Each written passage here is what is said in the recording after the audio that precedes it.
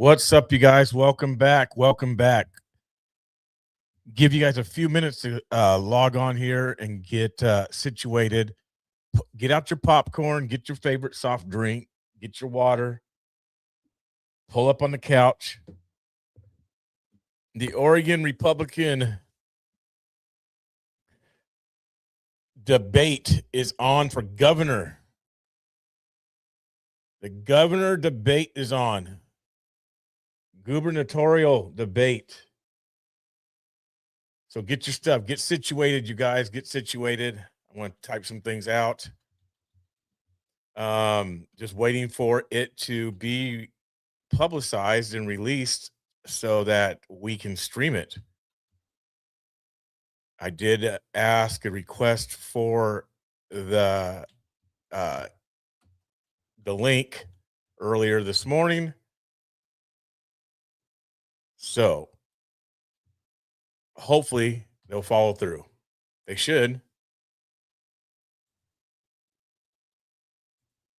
They should follow through.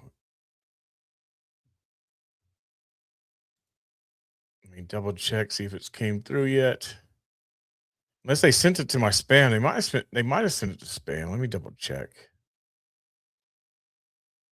Let me double check because I haven't got it yet. No, all mail, all mail. It's not there. Not there. Let me go over to the website. It's not there yet.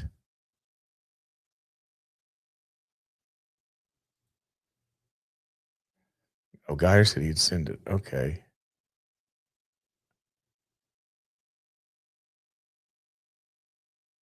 How you doing, Chase? Good to see you. Good to see you.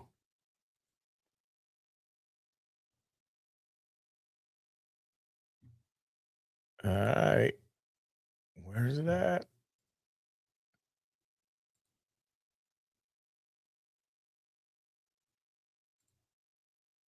says 4 minutes. I don't know. Maybe you had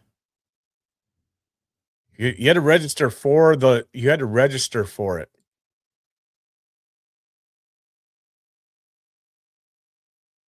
Something happened to Katie? What do you mean? Not that I know of. Not that I know of.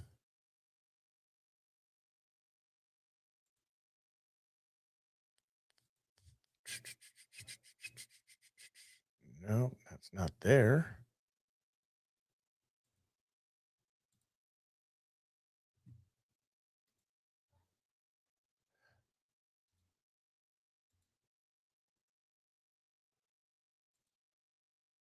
So Geyer said he would send it.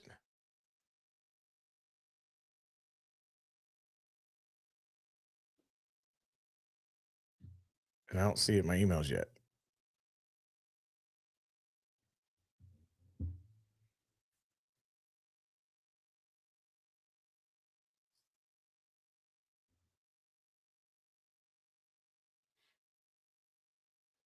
I haven't looked on X. I haven't seen anything about Katie. I love the expression. I'm meeting you with same energy you're giving me seems to calm people down. I don't have the whole story, but Tommy and someone else is on the way. Okay. Must be on X or Livestream or something.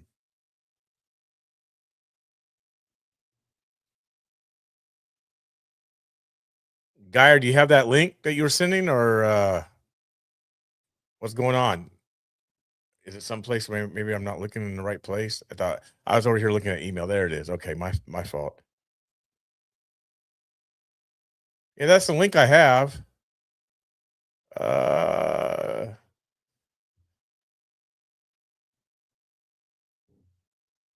Okay, so there was an Antifa defense class, and Katie went there, and they threw rocks at her car.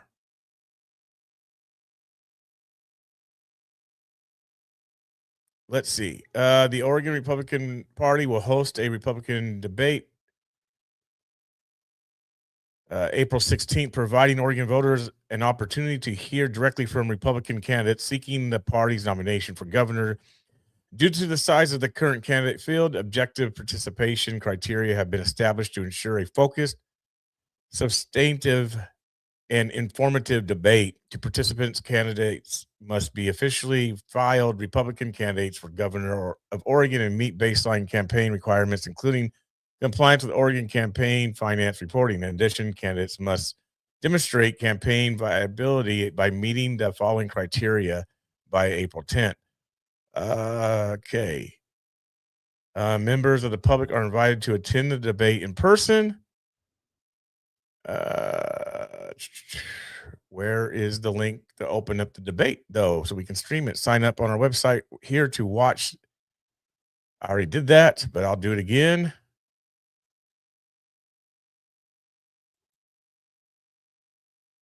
I already did that. So where's it at? It already I already did that.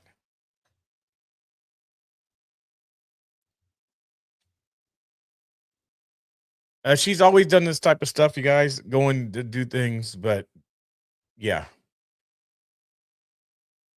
Throwing rocks means she was attacked. Tommy talked to Ryan. Ryan told him to come. Anyway, 13 seconds, hopefully, before this goes live. I'm not seeing nothing yet popping up.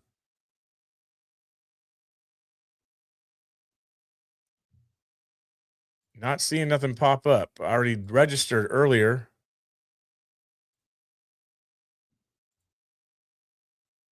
There's free live stream. Let's see. They could be having problems on their end as well.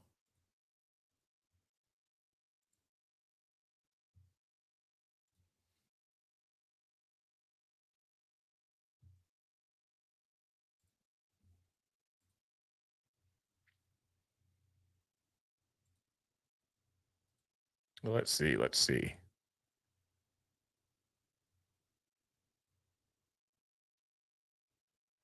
Why in the world would she go alone without security? We know got that one. Patriots United says Tommy just wanted to get away for a bit. She was attacked. Cam Shaft says she was attacked. Throwing rocks means she was attacked. There was a whole lot of 420 going on in the chat that brought people here. Hunter left the U.S. Excuse me, I thought BCP would like to know. Sorry. No, you're fine. Thank you. I appreciate it.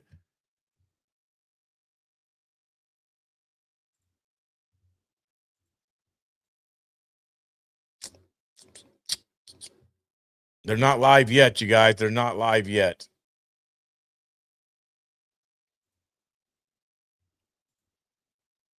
It is not live yet.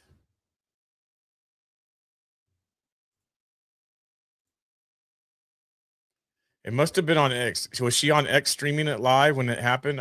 Probably. That's her baby.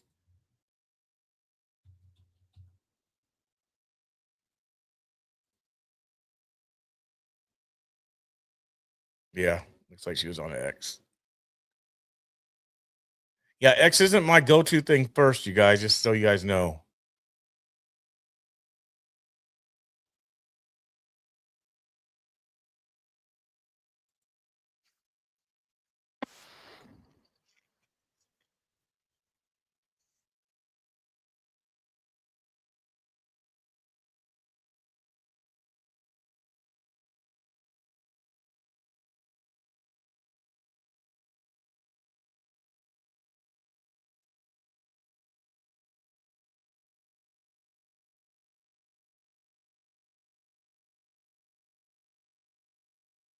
Where are they at? I'm trying to find the location.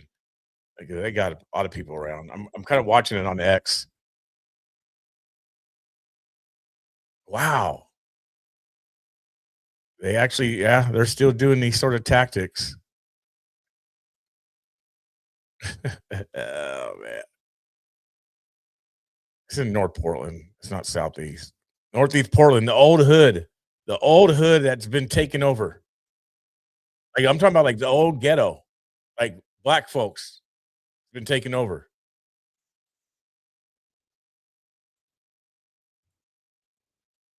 Come on with the live stream. Come on with the live stream. Let's go. Y'all are late, making people sign up to watch this thing, and you're not on. I know. I'm over here complaining. I come on late all the time, you guys. I apologize. I shouldn't be saying nothing. You made the live in time. There's nothing happening quite yet. Yes, fence lizard. That's exactly what happened with gentrification. It started happening in 2002. I was mad. Not gonna lie. Not gonna lie. They shifted the hood. They made up a new hood. Yeah, it was bad.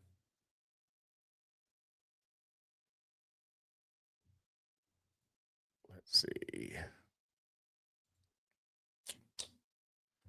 So we're just waiting for it to start, you guys. I apologize. Really, it's not my fault, but um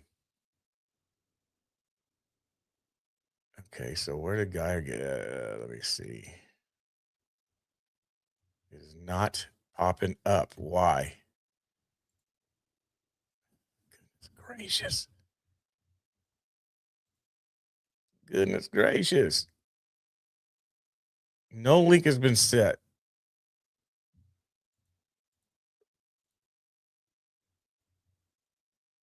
I already signed up. Why am I tripping?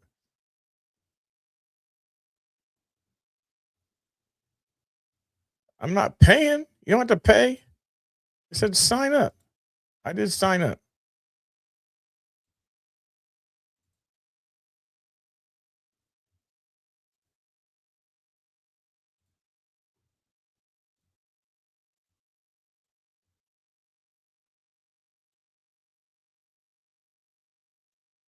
Interesting. What's up, Crystal?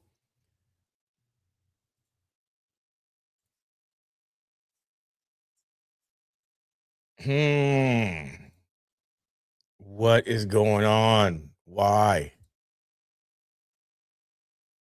Primary social invoice.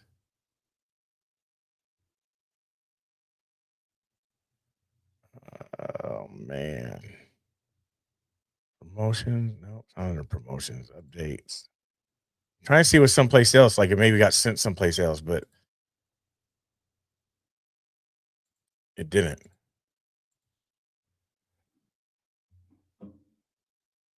Why is it not coming through?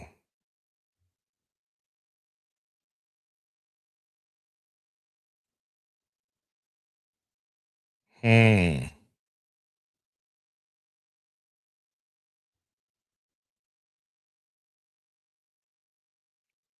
Just give me, let me work on it.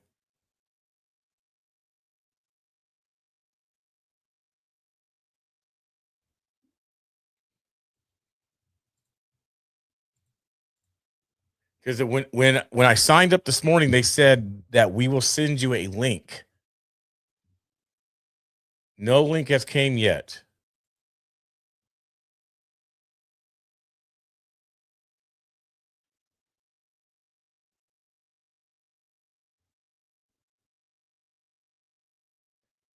Did they?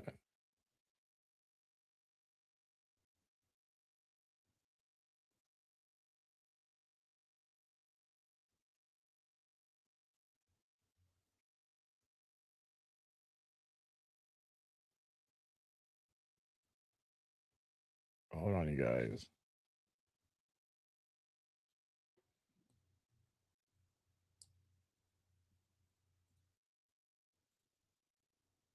And I do not see it. Nowhere.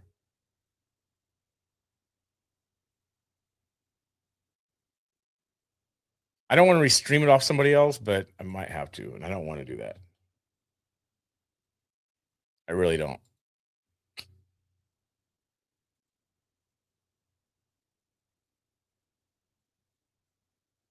I really don't want to stream.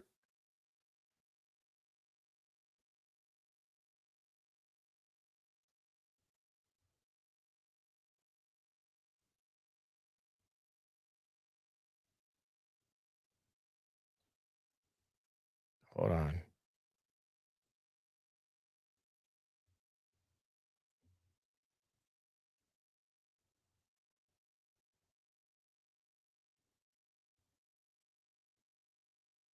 Let me see something in the morning.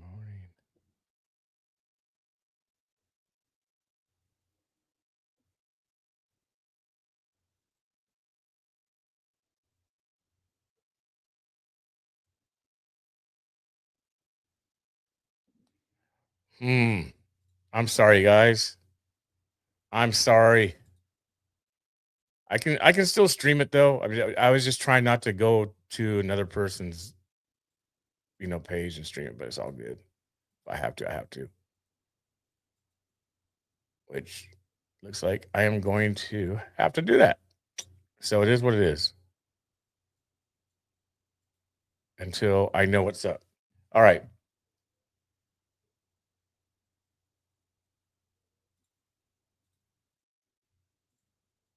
here we go. I'm gonna pull it up. I'm gonna pull it up.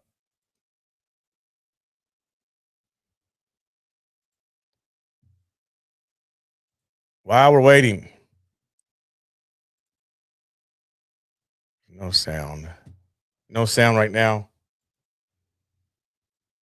Here it is. Let me change the banners. I already did it.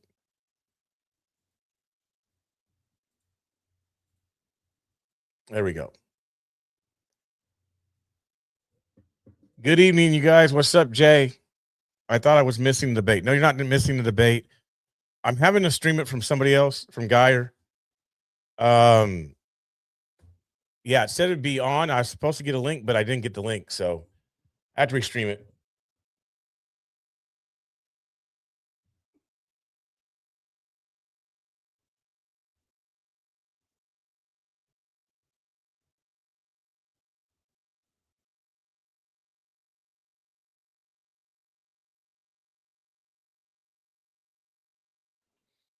Let me try one more thing. Let me try one more thing.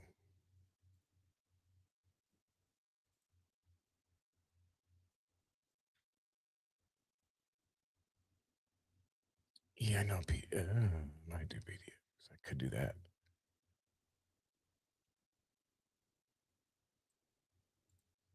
I'll do that just in case.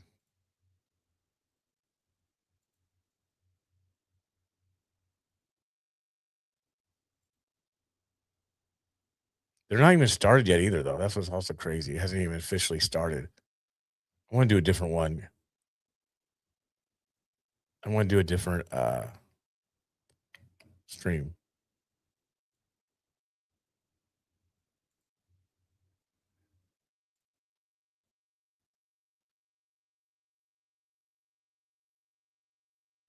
Yeah, that's what I want to do. Do different stream. Just a second, you guys. Click off of this.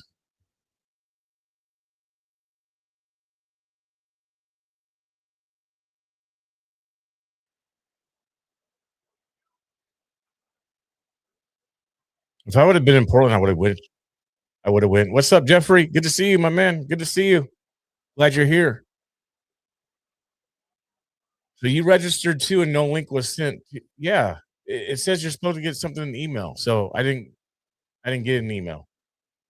I'm glad I'm not the only one. Yes, I do remember you. I do remember you. Good to see you. All right, let's do it. Let's do this one.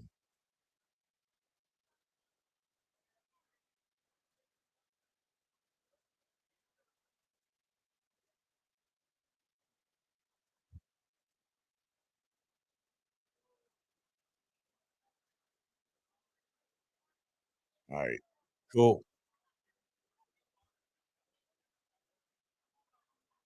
You hear people talking. At least we got noise. We got noise.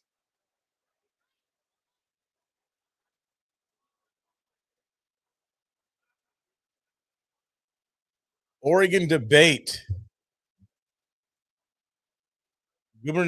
Gubernatorial. Debate, you guys. Oregon. You had to raise amount of money in order to do this debate. Not anybody could just do it. You had to raise money in order to do it tonight.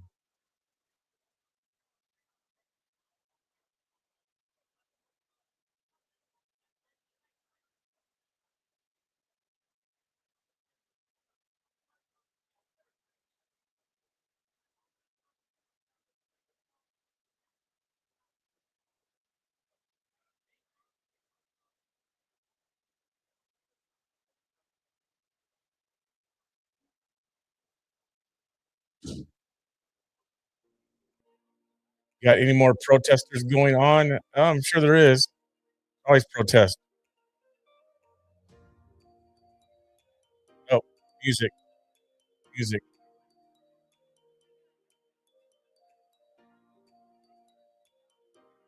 mute. I don't know where it's coming from. Who's playing that one? Let me see. Just for a second. I don't know. I got so many things open trying to get to it.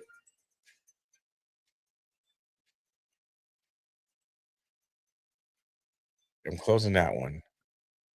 All right. Let's see if this is playing music. Yeah, they're playing. They're still playing music. I wonder if they're still trying to get the link out. They could be still trying to get the link out, and that could be what's going on. And they're late. I can't play the music anyway because there are some people that didn't get the link.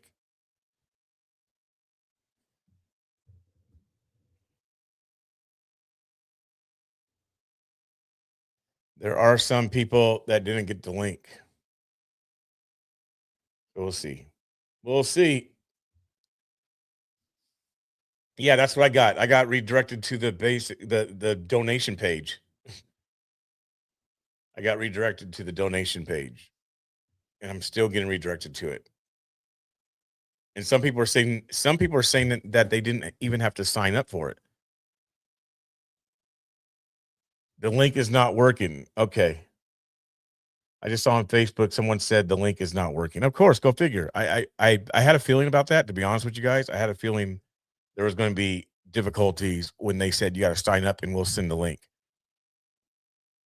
I had a feeling because I don't think that they're that legit, to be honest with you. So they don't have their stuff together. I've been in Portland all my life. Well, minus a little bit of a temporary vacation. And Republican Party, yeah, about that. About that Republican Party there in Oregon.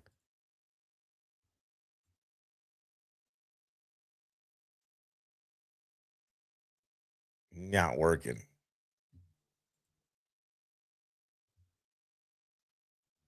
I want a cheeseburger. I want some food.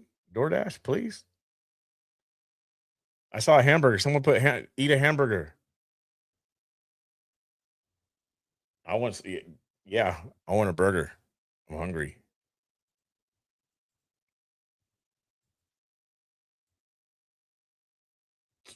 Nothing yet.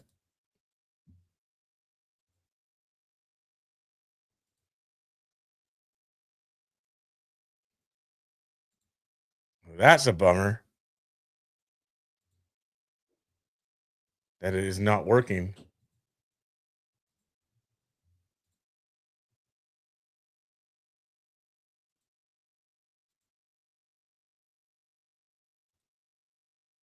What if the whole thing don't work? What if it's just like this all night and it's like it doesn't work at all? Could you imagine that? 7:20 and they're saying they're gonna be done by 8:30 and yet they don't have nothing going yet. They have nothing going yet.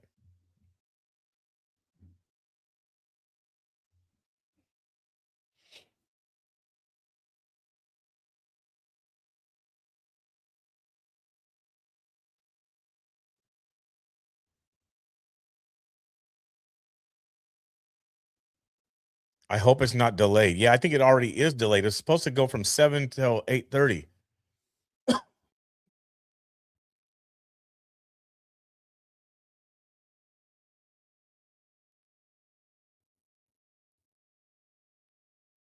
But just waiting right now for them to come through.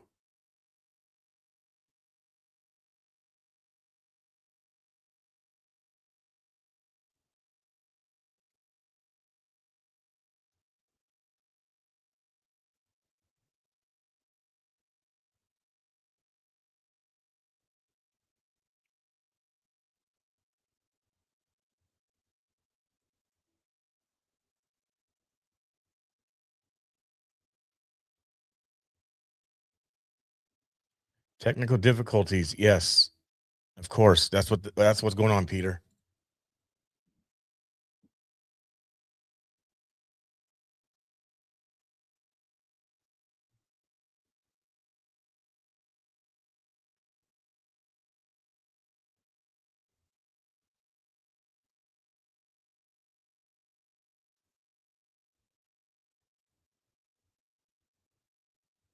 Your time is 10 p.m. Yes. Yep. So you're on the East Coast time. And here we are pushing 10:20, 7:20 on the Pacific Coast. And there's nothing. They're late. They're late to their own party. Kind of seems like Trump, doesn't it, you guys? Making up his own time, just doing what he wants.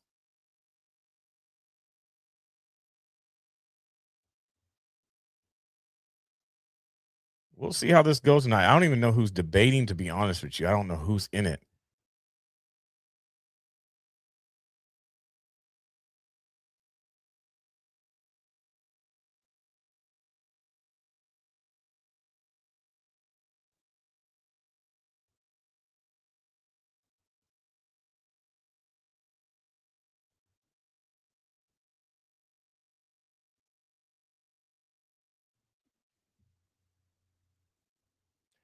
They're debating. I don't know what they're going to be talking about. I guess whatever comes up, but they're going to be. Here we go. All right, here we go. We're on, you guys. We are on. Finally, it's dark. Get some light in there. Stand up for the invocation and the pledge. 4 people. Who's I can't see. Pray first. Isn't this great? Look at you. Is this not exciting? Well, if you had your technical stuff fixed, it would be more The exciting. next Republican governor's on this stage tonight. Is that not exciting? No, because your stuff is not working. What are we as Republicans going to do the first thing when we all get together? We're going to pray. Isn't that what we do as Republicans? We pray. So let's pray. That sounds weird. Heavenly Father, we come before you tonight, grateful for the enduring blessings of liberty and the He's reading. responsibility that comes with it. We thank you for this nation founded on timeless truths and for the great state of Oregon, its rugged landscapes, its independent spirit, and the hardworking people who call it home. Lord, we ask that you grant these candidates wisdom to lead with integrity, courage to stand firm in their conviction, humility to remember who they serve. Help us to cherish freedom, uphold the rule of law, and protect our communities, and steward wisely the resources that you've entrusted us with. In this time of challenge, Lord, we ask that you would guide us toward truth spoken plainly, debate carried out with respect, and decisions rooted in what is right, not what is easy. May this evening reflect the best of our state and the best of our nation. Thank you, Lord. In Jesus' name, amen. Senator David Brock Smith. Thank you. Is everyone ready for a fantastic night? Do we have some amazing candidates? We are going to hear from our next governor of Oregon, and it is incredible. So thank you all for being here, but more importantly, thank you all for being engaged, because it's going to take every single one of you talking to your friends to make sure that we win in November.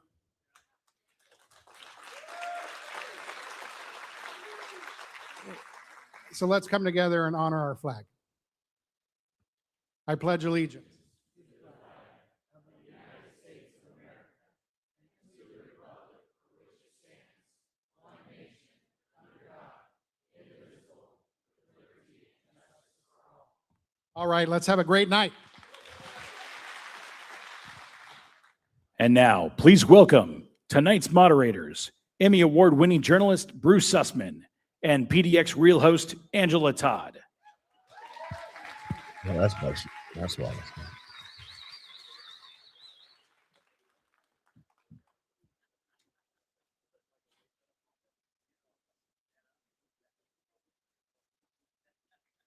Now, please welcome the 4 gubernatorial candidates. Senator Christine Drazen. I knew she was going to be on.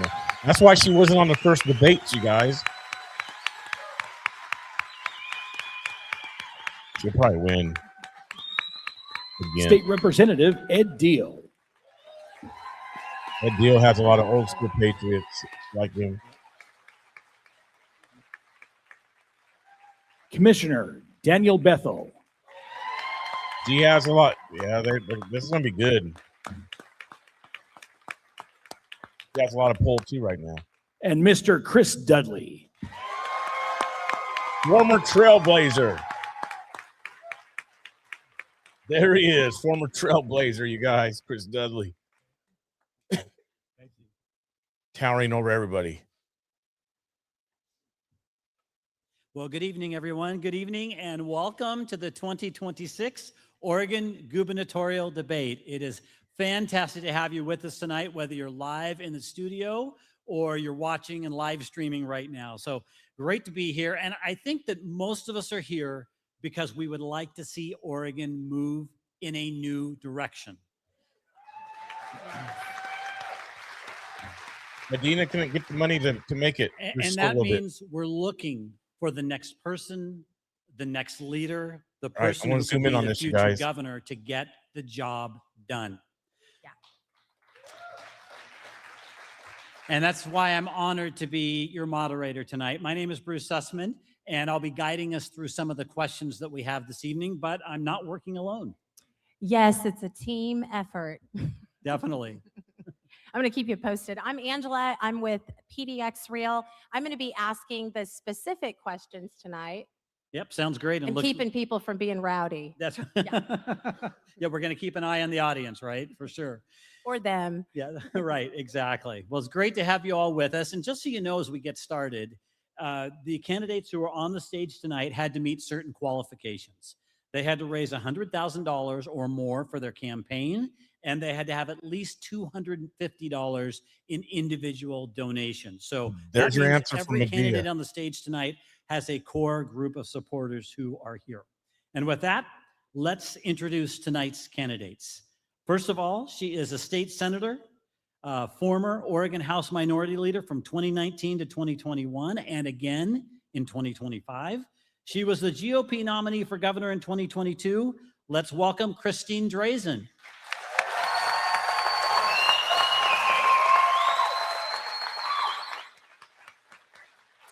And next, he is a state representative. He's an entrepreneur who co-founded and sold 2 different businesses. Let's welcome Ed Deal.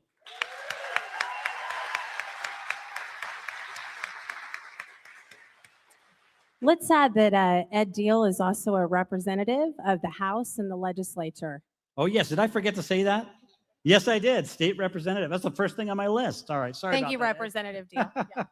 All right. Next up, she is a Marion County Commissioner. She's the former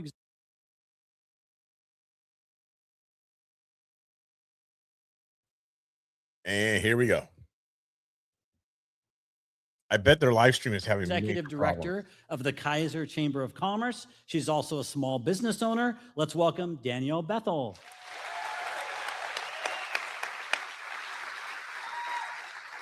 Marion County Commissioner Danielle Bethel. Thanks for being here. Yes. And next up, our wealth management executive, a former Portland Trailblazer and the 2010 GOP nominee for governor, Chris Dudley.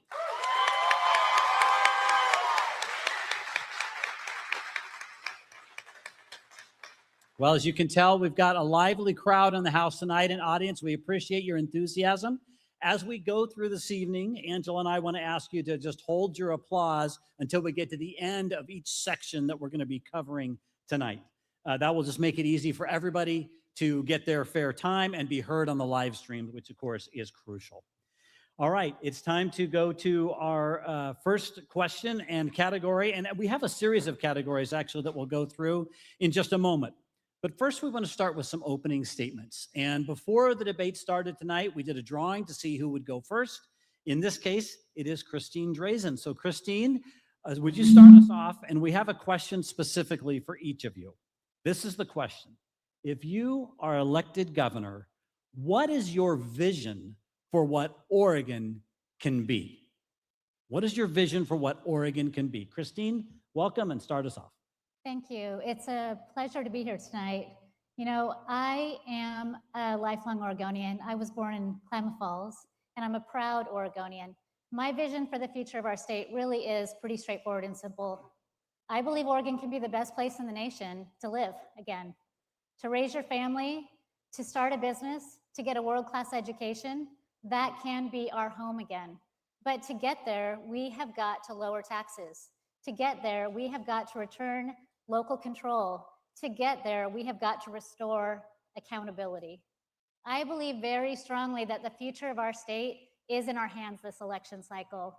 As House Republican leader, last session, I led the fight to defeat Tina Kotek's $15 billion tax increase.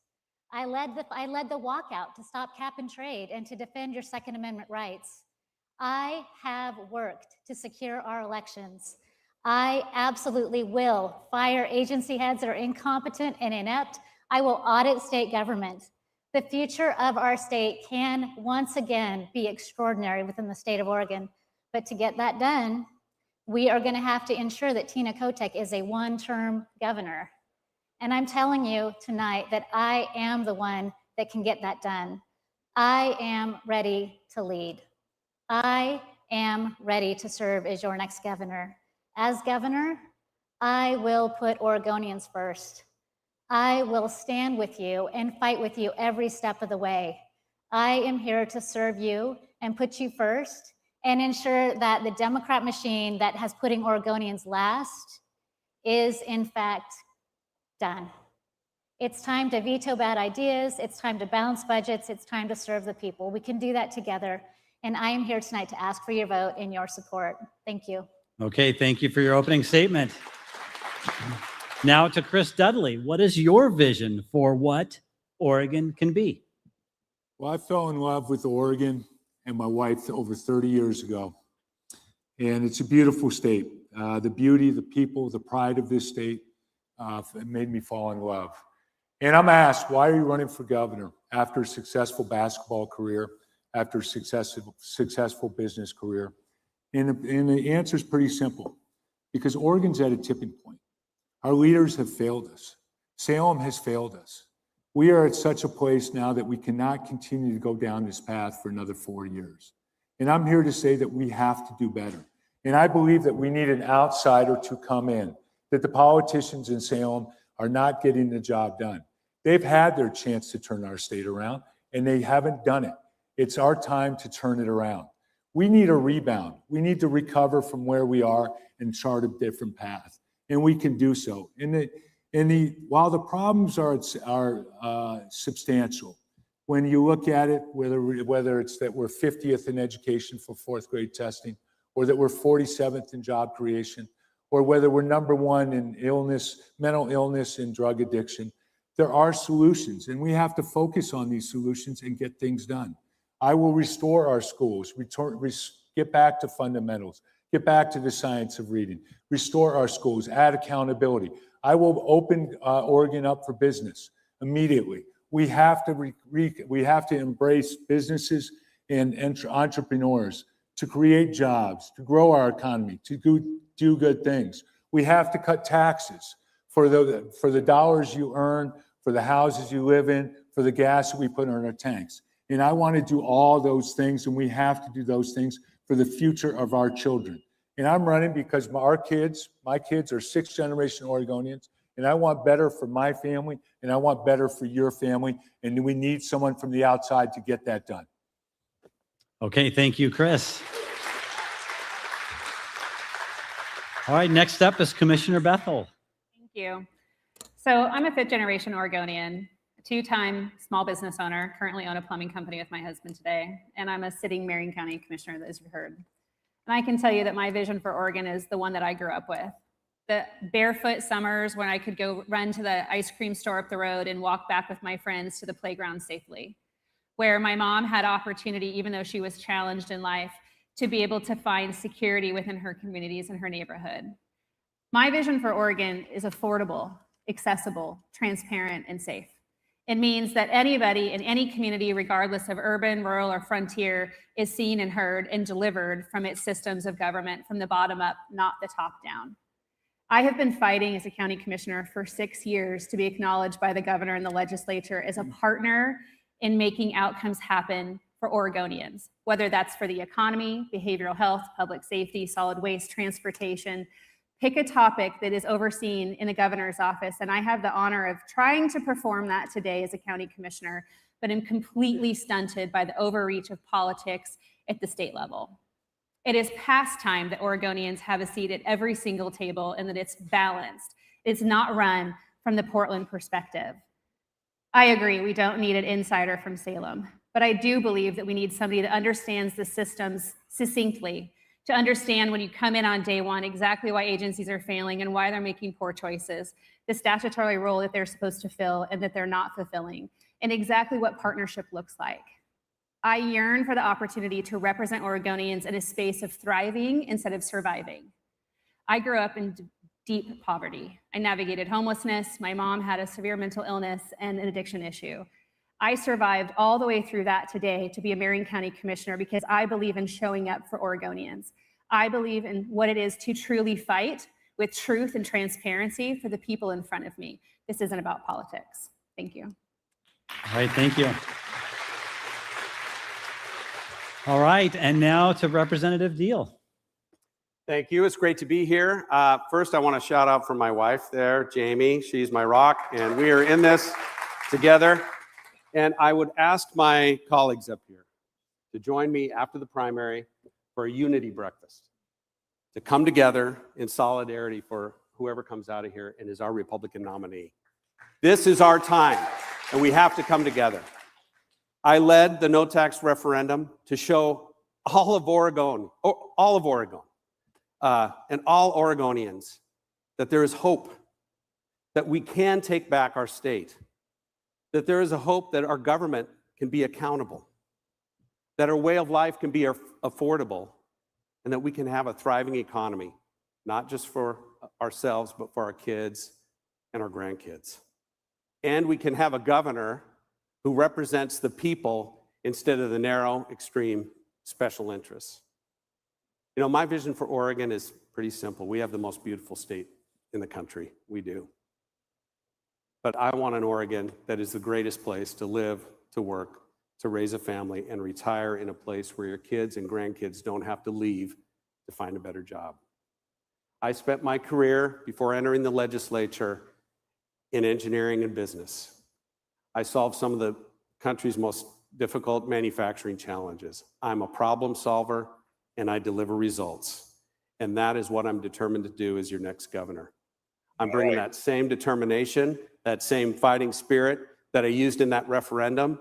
I'm proving what I can do. I proved it with that referendum, and we're proving it again because we're bringing the disconnect bill to the voters as well. That one's going to stay in November. They're not going to be able to move that. That's the way I'm going to approach being a governor, and I look forward to the rest of this debate. Thank you very much. Okay, thank you. All right, now to some specific topics this evening. We have 5 topics that we'd like to cover during the debate. The first is education. Then we're going to look at housing and homelessness. That'll be followed by business and industry. We'll go to forestry and the environment, and then we'll wrap it up with community safety. So I think there's a lot of topics for a lot of us across Oregon that we're concerned with. And we're going to start with education. And so, Angela, I'm going to throw it over to you to ask our first question tonight. Good list. It is. I believe, Mr. Dudley, Chris Dudley, this is going to be your question first. We're just going to move through that list that you guys drew. This one's on education. Today, Governor Kotek signed an executive order on education. Oregon ranks 48th in reading and 47th in math nationally.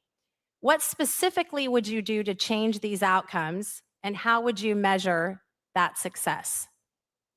Thank you, and appreciate the topic and appreciate the question. This is something I'm passionate about. I come from a family of educators. I've talked about education throughout my careers, and I believe passionately that the education of today is your economy of tomorrow, and we've got problems. For 4th grade testing, we're actually 50th right now, and I feel like sometimes I have to remind people that there's only 50 states, and it should bother us. It should bother all of us that we are dead last. On day one, when I become governor, I will announce a state of emergency to address education. This is disastrous. We have to fix this situation. As it sits right now, over 40% of Oregon high school graduates need remedial classes when they go to college. You need to write That fast. is unacceptable. As I've traveled the state, and we've gone over 8,000 miles over the last 8 weeks, we've done town halls, meet and greets, roundtables in all 36 counties. And I've heard from teachers, I've heard from parents, I've heard from administrators, and they're all frustrated by the situation. I would implement the science, and the good news is here, there are solutions. Other states have had great success. Mississippi, for example, went from 47th to 1st in reading. And they did so by focusing on the science of reading, getting back to the basics, the fundamentals, phonics, and also adding accountability. It is so important that we get accountability throughout our school system. And it's something that has to change and has to change quickly. It will be a top priority for me, and we owe it to our kids, and we need to do much better. And it's a failure, and it's a shame that Salem, the governor, the legislator has let us get to this place. It's unacceptable, and it's something I will change immediately when I get into office. Thank you. Okay, and just a reminder to hold your applause between comments if you would, and go ahead, Angela. Yeah, they can't help it. Yeah, there you go. Ms. Danielle Bethel, this one is about housing. Oh, I think we're all in. Oh, excuse me. Do you want me to read the education Nope. question to you again? Okay, excuse me. Thank No you. worries. I mean, I'll take housing and education if you want. Housing is next. so Together. stand by. Great. Okay. I'm ready for that too. So I was on the Salem Kaiser School Board for almost 4 years. And for those of you that have heard the narrative that I left because I was scared, it's far from it. I actually left the school board early because my husband and I achieved one of our lifelong dreams of purchasing property. And we were seeking active exit from one of the wokest school districts in the state for our children to survive in life. I can tell you firsthand, as sitting on the second largest school board, the disaster that education is statewide. We have school boards for a reason, and they are underutilized and disrespected in every single jurisdiction across the state. As governor, I'm going to do some pretty drastic things. I'm going to upend the entire Board of Education. I don't believe that there's a single person there today that actually represents parents in this state. I'm going to focus on the two top leaders of education. If you don't know who they are, they're in the news right now because on Tuesday, they presented the most ridiculous plan possible to the media that they were delivering today to the Oregon Board of Education around how it's going to take 12 years, an entire generation, to right the wrongs of education in this state. It's the most absurd thing I've read in a really long time. I'm going to return local control. We're going to focus on phonics and comprehension. And the governor, and I'm sure most of you know this, is the superintendent of education. I don't believe that is the right thing, but for a while it's going to have to be because anybody as a Republican that gets elected better take on education as a #1 priority. We deserve it and our kids deserve it. In addition to that, I'm going to fast track the legislation that was passed recently to return accountability to schools by tracking outcomes. Dollars should be tied to outcomes, and if schools are underperforming, we shouldn't allow them to set the bar low so that way they can barely achieve. We should want to incentivize them to set the bar high and then support them to excel. Not only can kids rise to the occasion, so can educators. Teachers deserve to have their classrooms back. In addition to supporting him in that, I will make sure behavioral health is run by counties and not schools in a partnership method.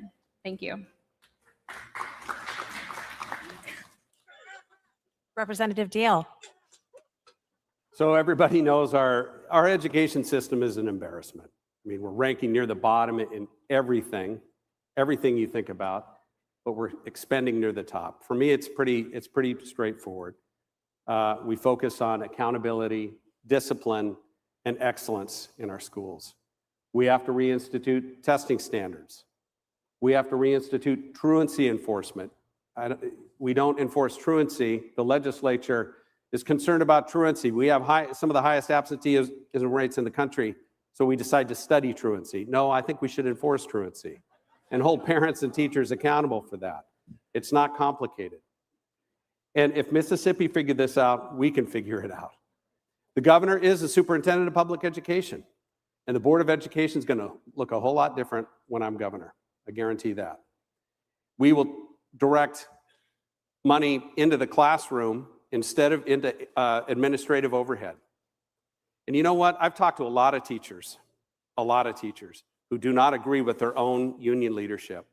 And they are as upset and frustrated as we are about the outcomes and their ability to just control discipline in their own classrooms. I'm committed to those teachers, so I don't want them to leave. We're losing great teachers. I want them to stay in the school system. And you know, I went through public school. My wife did. Our kids did. I want an amazing, robust public school system. But I also understand that we need school choice. I've sponsored legislation to bring education savings accounts to the state. I was a chief petitioner on a petition for education savings accounts. HR 1 has the ability, that bill, there's an opportunity for the state to take that kind of control and set up school grant accounts to defer some of your federal tax dollars.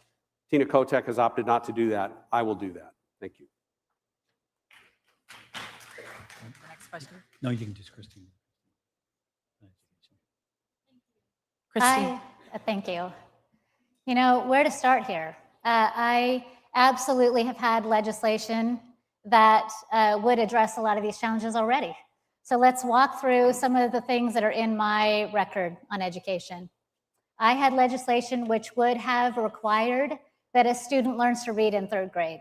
Can we all just agree that kids should learn by the time they're in the 3rd grade, and if they don't know how to read, that we keep them there until they do? It seems pretty straightforward and uncomplicated to me.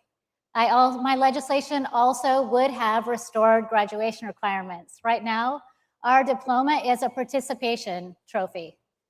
Our diploma needs to mean something again, and it doesn't today. We also have to let teachers be the ones to make determinations for how to keep their classroom safe and how to focus on learning in the classroom.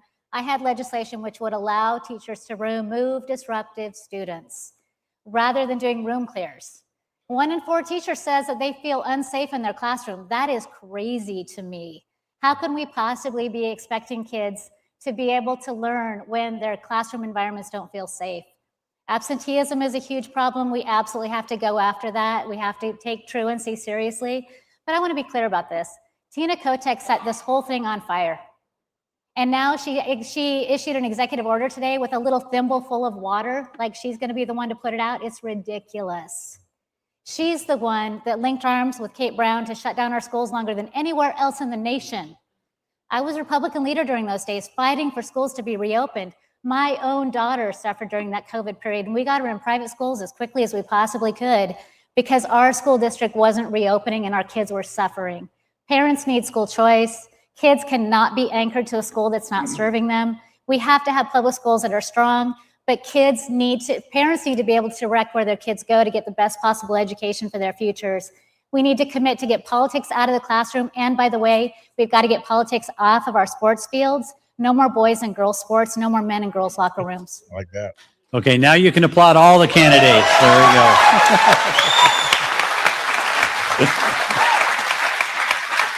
Excellent. Okay, thank you very much for all of your comments. And next, we're going to move to housing and homelessness, which, as we know, both big issues.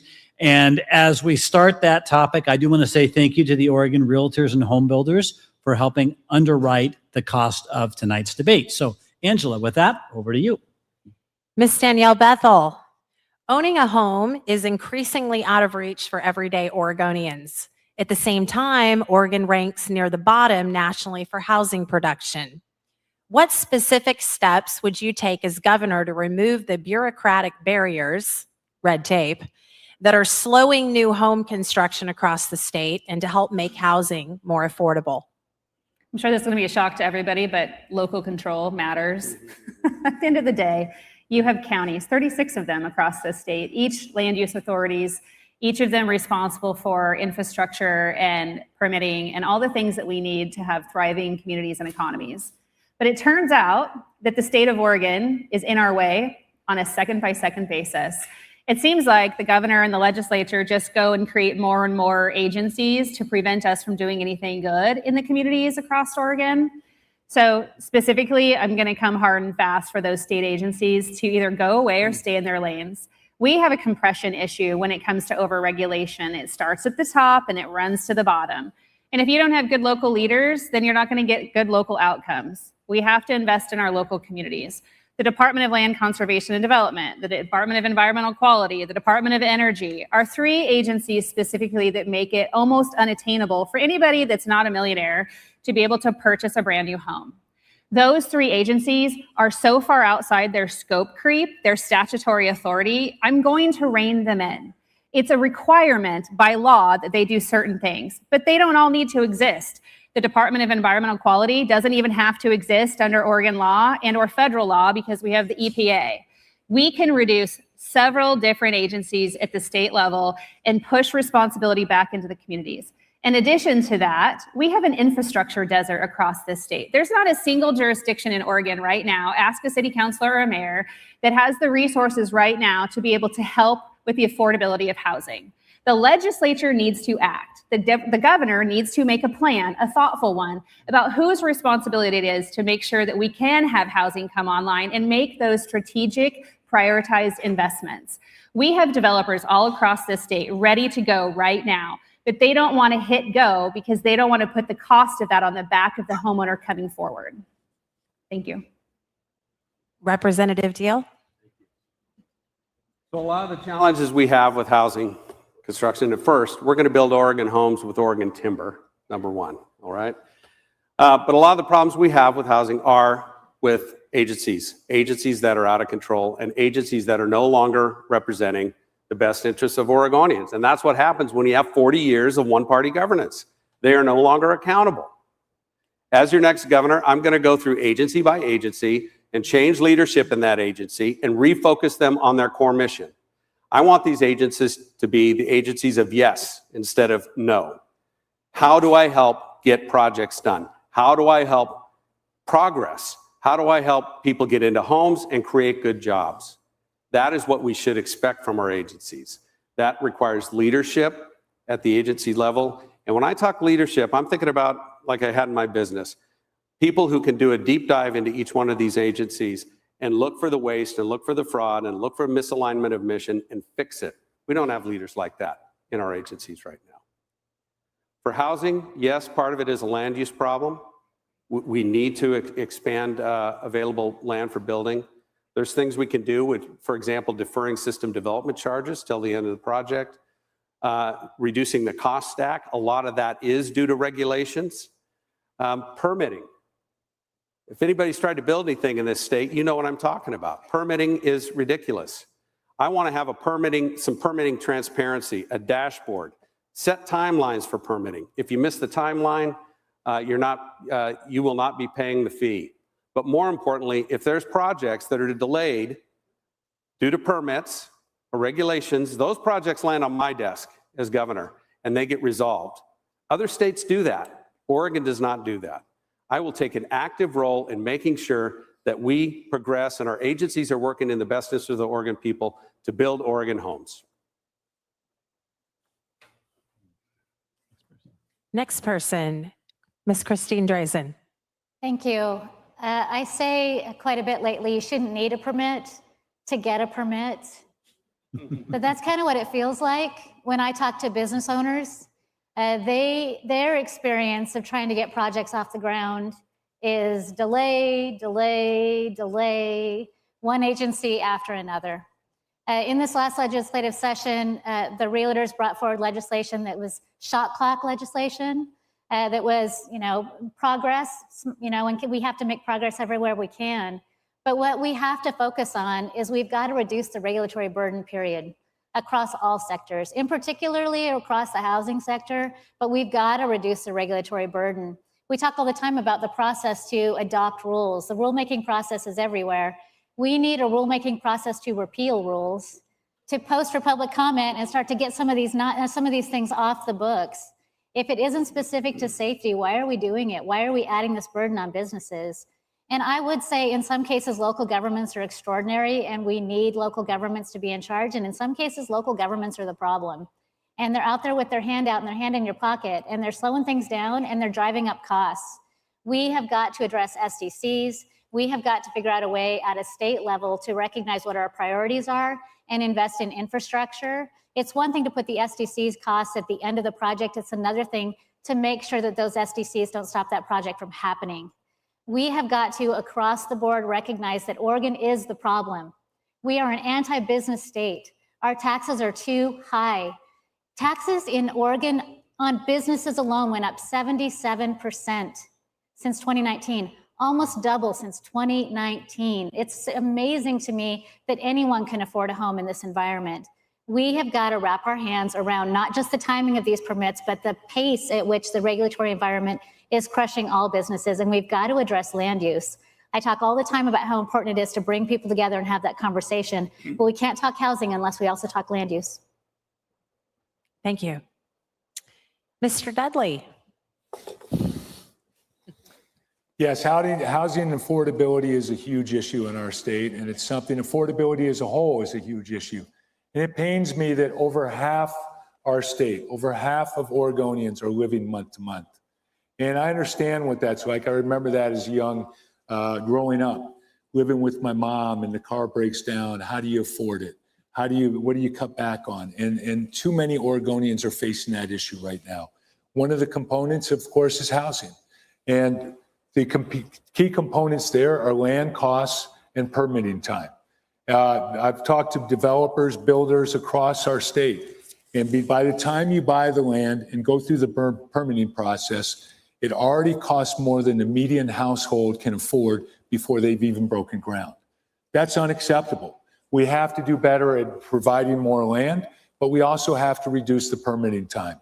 And that's what happens when you don't have economic background in the governor's office. We haven't had a governor with a business background in over 40 years, and it shows. And we need that badly. And it's apparent when they don't understand that what used to take, of talking to a builder in Redmond, what used to take 18 days to get approved now takes a year and a half. There's the time cost value of money. There's the reasons, the cost that those add. And we have to address that. We have to streamline the process. And it seems like Governor Cote, every time Governor Gotek makes something a priority, it gets worse. Right? Housing, homelessness, drugs, schools, everything she's prioritized has gotten worse. We need somebody from the outside in the governor's office that actually understands economics, that will do things to turn it around, that will replace agency heads, that will look at different things. As governor, you have the power of appointment, which is a huge power.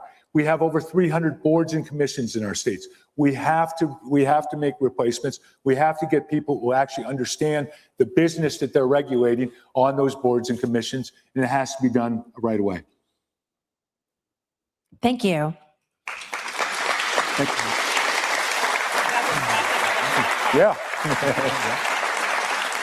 Representative Ed Deal, this is a follow-up question under housing and homelessness about homelessness. Oregon has one of the highest rates of unsheltered. It says homelessness, not houselessness. Isn't that great? Sorry. In the country. As governor, what concrete measurable actions would you take in your first year to reduce the number of Oregonians living without shelter? Thanks for that. And I'm glad you separated housing from homelessness, because they really are two different issues. And on the housing piece, our governor seems like her solution is to create a bunch of tiny apartments that are subsidized. That's her solution. I want people to be able to buy their own homes with a yard. So my kids can buy a home with a yard that my grandkids can play in. That is the kind of housing I want, attainable homes. But when it comes to unsheltered homelessness, this is a different issue. I've toured these homeless encampments. I've talked to the people who are in the camps and people who have left the camps, been freed from these camps. And I've talked to people who've treated folks here. 99% of the people that are chronically unsheltered are suffering from drug addiction and or mental illness. You have to accept that. My solution is to return cities the ability to enforce their own camping prohibitions on public land. That's repealing House Bill 3115. The state took that ability away. You have to do that. And in simple terms, what happens is you have law enforcement and a social worker go out and you tell them, hey, we have basic shelter here with requirements. We have mental health treatment. We have substance use treatment. We have other services to help you get right and be productive citizens, but you cannot camp here anymore. You cannot camp here anymore. That gives them an incentive. They go get treatment, they leave and move along, or do they go to jail? That is the compassionate thing to do. That is compassionate for them and compassionate for the communities that are suffering with this. I know businesses like Sheridan Fruit Company, who's closed because of the homeless situation. We also have to acknowledge that some folks are not ever going to be capable of helping themselves. They need to be able to get in a place so they can be helped. We need to modernize our civil commitment laws to allow that to happen and get them the help they desperately need. That's the compassionate thing to do, not leave them in squalor in the streets. That is gross neglect. Thank you. Thank you. Senator Drazen. Thank you. You know, we have seen under Tina Kotek's leadership, homelessness increased 35% since she's been governor. That's incredible failure. There's no other way to look at that. Today, more than 27,000 individuals are homeless across the streets of Oregon. That's about equivalent to the number of people that live in the city of Tualatin. Wrap your head around that. That's crazy, isn't it? We have to get to the point where homelessness is rare and temporary, not chronic and permanent. For far too long, our leaders have been feeding the machine. And the homeless nonprofit industrial complex has continued to expand and grow homelessness across our state. We need to demand accountability for the people that are receiving those dollars. I went to an event this morning with the Portland Chamber where they had folks that were on a panel to talk about recovery and to talk about the state of homelessness across the city. And I can give you this word of hope from that meeting. Across the board, they said what we need in our system to address the challenges for the people that are on our streets is accountability, because the vast majority of the people on our streets are facing addiction. For the people that are not facing addiction, we have housing for them. We really do. We have a system which is not exactly efficient. I'm not going to go so far as to say corrupt, but it's not getting people into housing, but the housing exists. The accountability measures that we don't have today. Today, the state of Oregon's definition of recovery doesn't even include the word sober. Today, Oregon's definition of what we're doing for housing is 80% low barrier, which means come and do drugs here, 20% sober. It should be the opposite of that. If we believe in people, if we want to help them live their best lives, if we want to help them get clean, we have to reject Tina Kotek's approach that is housing first. It is absolutely leaving people behind. It is allowing people to die on our streets. We need a governor that will prioritize ending homelessness as we know it, and I will do that. Chris Dudley. Well, the housing first model has not worked. Shelter is a part of it, but it's not the end all be all. We have to do better. It does, obviously, when someone is mentally ill or drug addicted and you put them into a new apartment, it shouldn't be shocking to anybody that it's not working. And we have to change this. And the first step is prevention. We have to get the drugs, and I call poison, the things that you do once, twice, 3 times, and either kill you or do such damage that it takes years to recover. We have to get that off our streets. We have to get it. We have to crack down on fentanyl, tranq, other drugs such as that. It should not be allowed in the state of Oregon to do what we're doing. And this has become personal to me. I've been in Old Town probably 10, 12 times, Wallace Park in Salem, Dirt World in Redmond, and spent lots of time with homeless. And it's become personal in that as I get to know someone there, I got to know a young man named Zach and get to know his story and how he got there. And then a week later, he's dead from an overdose on fentanyl. Or then I'm out in Boardman and I'm giving a talk, and afterwards a lady comes up to me and said, you know what, it's just not in the cities. And I know that. But she says, it's not just in the cities. My grandchild died last week from an overdose on fentanyl. Thought she was smoking marijuana. This has to be a true emergency, and we have to focus on it. We have to get that off our streets. And I should not be able to walk, as I've done, walk down Broadway in Portland at 10 o'clock on a Monday and watch a drug deal go down. I'm literally walking down the street and I see somebody on a bike with a boombox on the back, and he's literally waking up. He's going by people who are lying on the streets to wake them up. That is unacceptable. It's like the ice cream truck. but it's a drug dealer. We have to change that. And I would invite the governor and all the legislatures to take a walk, literally a mile from the Capitol building, take a walk to Wallace Park. It's like Mad Max down there. They need to spend time there and see what's happening and what the policies and the lack of seriousness about this issue is doing to our state. Thank you. Commissioner Bethel, I wasn't sure if you wanted to introduce me again or if I just jump right into the subject that Go for it. whatever you want. probably the most far more expert on this stage about, if I'm just going to be totally direct. And I want to give a shout out to Commissioner Ben West from Clackamas County, who's in the audience and a direct peer of mine in this work. Marion County and Clackamas County are the two leading counties in the state of Oregon that are tackling this issue face on.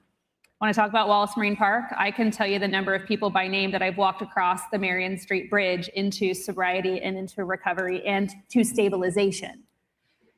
The Oregon Housing and Community Services Department, the Department of Human Services, and the Oregon Health Authority are directly causing this problem. OHCS has been the biggest cash cow in Governor Kotek's tenure. Every single emergency order she has written has gone into their bank account, and they have designed this system, what I refer to as the right to fail. I do not believe anybody has the right to fail. I don't care what your issue is. And there's not just two issues here, there's three. We have a combination of mental illness, addiction, and cognitive disability. There are many, many people living on the streets today that have an intellectual or developmental disability that they did not get when they were a child, therefore they were not diagnosed and entered into services. Maybe they have a brain injury that occurred from a car accident, or maybe they were a football player and something bad happened. They are not being served today. There is no system in this state right now to help a family stabilize with their vulnerable family members. Not only do I have lived experience about this, but as a county commissioner, I work on this every single day. I have designed programs that are scalable statewide. If you want to talk about those resources on the streets, come to Marion County. I have 5 of them. Every single thing that Rep. Deal said has happened under my leadership as a county commissioner in Marion County. This is solvable. It's based on policy and expectations, measuring outcomes, tying dollars to contracts, and holding people accountable, and understanding the language in those systems. As governor, when you say, I want this done, you can walk in the room and understand how the agency designed it and hold them accountable. Thank you. Thank you for all your thoughtful responses on that topic. Thank you. Excellent. Yeah, you've obviously put a lot of thought into this, and you can hear it coming through tonight, can't you? That's wonderful. All right, we're moving to our next topic area now, and that is business and industry. So we're talking about jobs, basically, right? The economy. And so I'd like to thank Embert International for helping underwrite the cost of tonight's debate. And I'm going to turn it over to Angela for our specific questions on this topic. Thank you, Terry. All right. This is going to be for Senator Drazen. Oregon's business climate has seen significant employers leave or scale back operations in recent years. What specific policy changes would you pursue to attract and retain good-paying jobs in Oregon? Yeah, this is critically important to everything else we're talking about tonight. We don't have public services in a stable state unless we have a strong and growing economy. That means we have got to stop being anti-business. We have got to start to say, thank you for being here. What do you need to grow? Please do not grow your business in Nevada or Arizona or Idaho or anywhere else. We want you to grow here. We want you to stay here. And so we have got to lower taxes. I mean, Tina Kotek, it's clear that it's election year, right? She just announced that she suddenly recognizes that our economy is in the toilet. So we've got a Prosperity Council that's been announced, and the Prosperity Council is summarily ignored when Tina chooses to sign the disconnect bill and raise taxes on businesses by $311 million. That is just one of offense after offense where she continues to communicate to businesses that they don't matter. She takes them for granted, and all she wants is their money. The CAT tax has got to be reformed or eliminated. Those are our options there. The CAT tax is a commercial activities tax. For those that aren't aware of it, Oregon actually has a sales tax. It's just called something else. And it is not, in fact, delivering improved outcomes in our schools, but it is crushing our businesses and driving affordability problems for all Oregonians. We've got to address the cat tax. I talked a little bit earlier about the regulatory environment. We've got to roll back rules and regulations that are making people, I talked to a business owner the other day. He said that he has to have 6 people on staff just to manage the regulatory side of his business. Not just HR, but all of the people that are interacting with the permitting processes and everything for his business. Those are not people that are advancing, making sure he can sell more goods to his clients. That's just more business expense, and that's the state that's doing that. We have to be business friendly, we have to lower taxes, and we have to say, thank you for being here. How can we help you grow? Thank you. Mr. Dudley. Well, as I've traveled the state, I've heard many times across the state that Oregon has gone from business unfriendly to adversarial. And businesses feel that they're actually butting heads, and they are butting heads with the government. As I mentioned earlier, those up to 300 boards and commissions, we need different people in those places. On day one, I will start making choices. On day one as governor, I will say Oregon is open for business. We have to change the attitude in our state. We cannot afford the services we need if we don't have a growing economy. And we've gotten to a place in Oregon where we've accepted a stagnant to shrinking economic pie, and we're trying to take a greater and greater tax slice out of that shrinking pie. It does not work. We have to be in a place where we're growing that pie and having a smaller tax slice. We have to reduce those taxes. The governor started, a week before announcing a re-election, starts a prosperity council. The timing was, interesting to say the least, but it's such what's the first thing that what's the first thing that comes from legislature? They disconnect from the federal tax bills. It's SB 1507, which is just devastating to businesses. And it's crushing it's taking away our bonus deductions. It's crushing small business. And I don't think she even understood what QSBS is and what the impact it has for small business. We have to embrace businesses, embrace entrepreneurs. And I am so concerned. If I travel the state, I can't tell you how many businesses told me that their new additions, their new investments were out of state, or they were considering leaving the state. In fact, they said, if you don't get elected governor, if we don't have somebody here who understands business, we're going to be leaving this state. We are at a crisis point. We have to turn it around, and we have to turn it around now. And that's why we need somebody, an outsider, who actually has an economic background to run our state. It has never been more crucial than it is now. Commissioner Bethel. Thank you. So I just wrote down this list really quick because there's not enough time in 2 minutes to answer this question. So I'm going to say taxes, regulation, insurance, workforce, goods and materials, cost of labor, paid leave Oregon, land use challenges, urban growth boundaries, and licensure. All of those things combined are why we can't operate a business in this state for profit. I own a plumbing company. 35% increase in 4 years just on cost of goods. And then they added paid leave Oregon on. Turns out I have to hold a position when somebody goes on leave and I have to pay 2 people. I can't do it under this economy. And I know that plumbers are a shortage. It turns out licensure and access is a problem. Business Oregon is supposed to be the economic engine of this state. What are they doing? They need to be reformed entirely. They don't need to be a grant handout agency of taxpayer dollars. They should be an organization that provides planning and incentives for businesses to thrive. Marion County is the only county in the state of Oregon that actually provides a rural tax exemption incentive to businesses who work there and grow there. We have big businesses that stay in Marion County, specifically in rural communities, because when they want to create better jobs and double the size of their business, we allow them to have a tax reprieve for 3 years. Why isn't every single county in the state doing that? Why isn't the state replicating that? Because we don't have anybody in leadership that understands the concept of business. We need somebody in the Bureau of Labor and Industries that understands you have to maintain insurance agencies here so there's a competitive market, not a monopoly. There are so many issues in this space that we need somebody in office that not only understands business, but understands the government, that can come in and just eradicate all the regulation and ridiculousness. It's an obvious that we get rid of the cat tax and that we look at every single sector of business and the over-regulation and taxation that they have and just cut straight through it. We have a compression of issues between the state and the counties and the cities across this state, and nobody is marching in the same direction. We need a leader that will call them out and hold them accountable to do just that. Excellent. Representative Adil. Thank you. As your governor, I will make sure that a business owner, his first call from a sitting governor is not the governor of Texas. It's the governor of Oregon. And I'm saying that because that is exactly what's happening right now.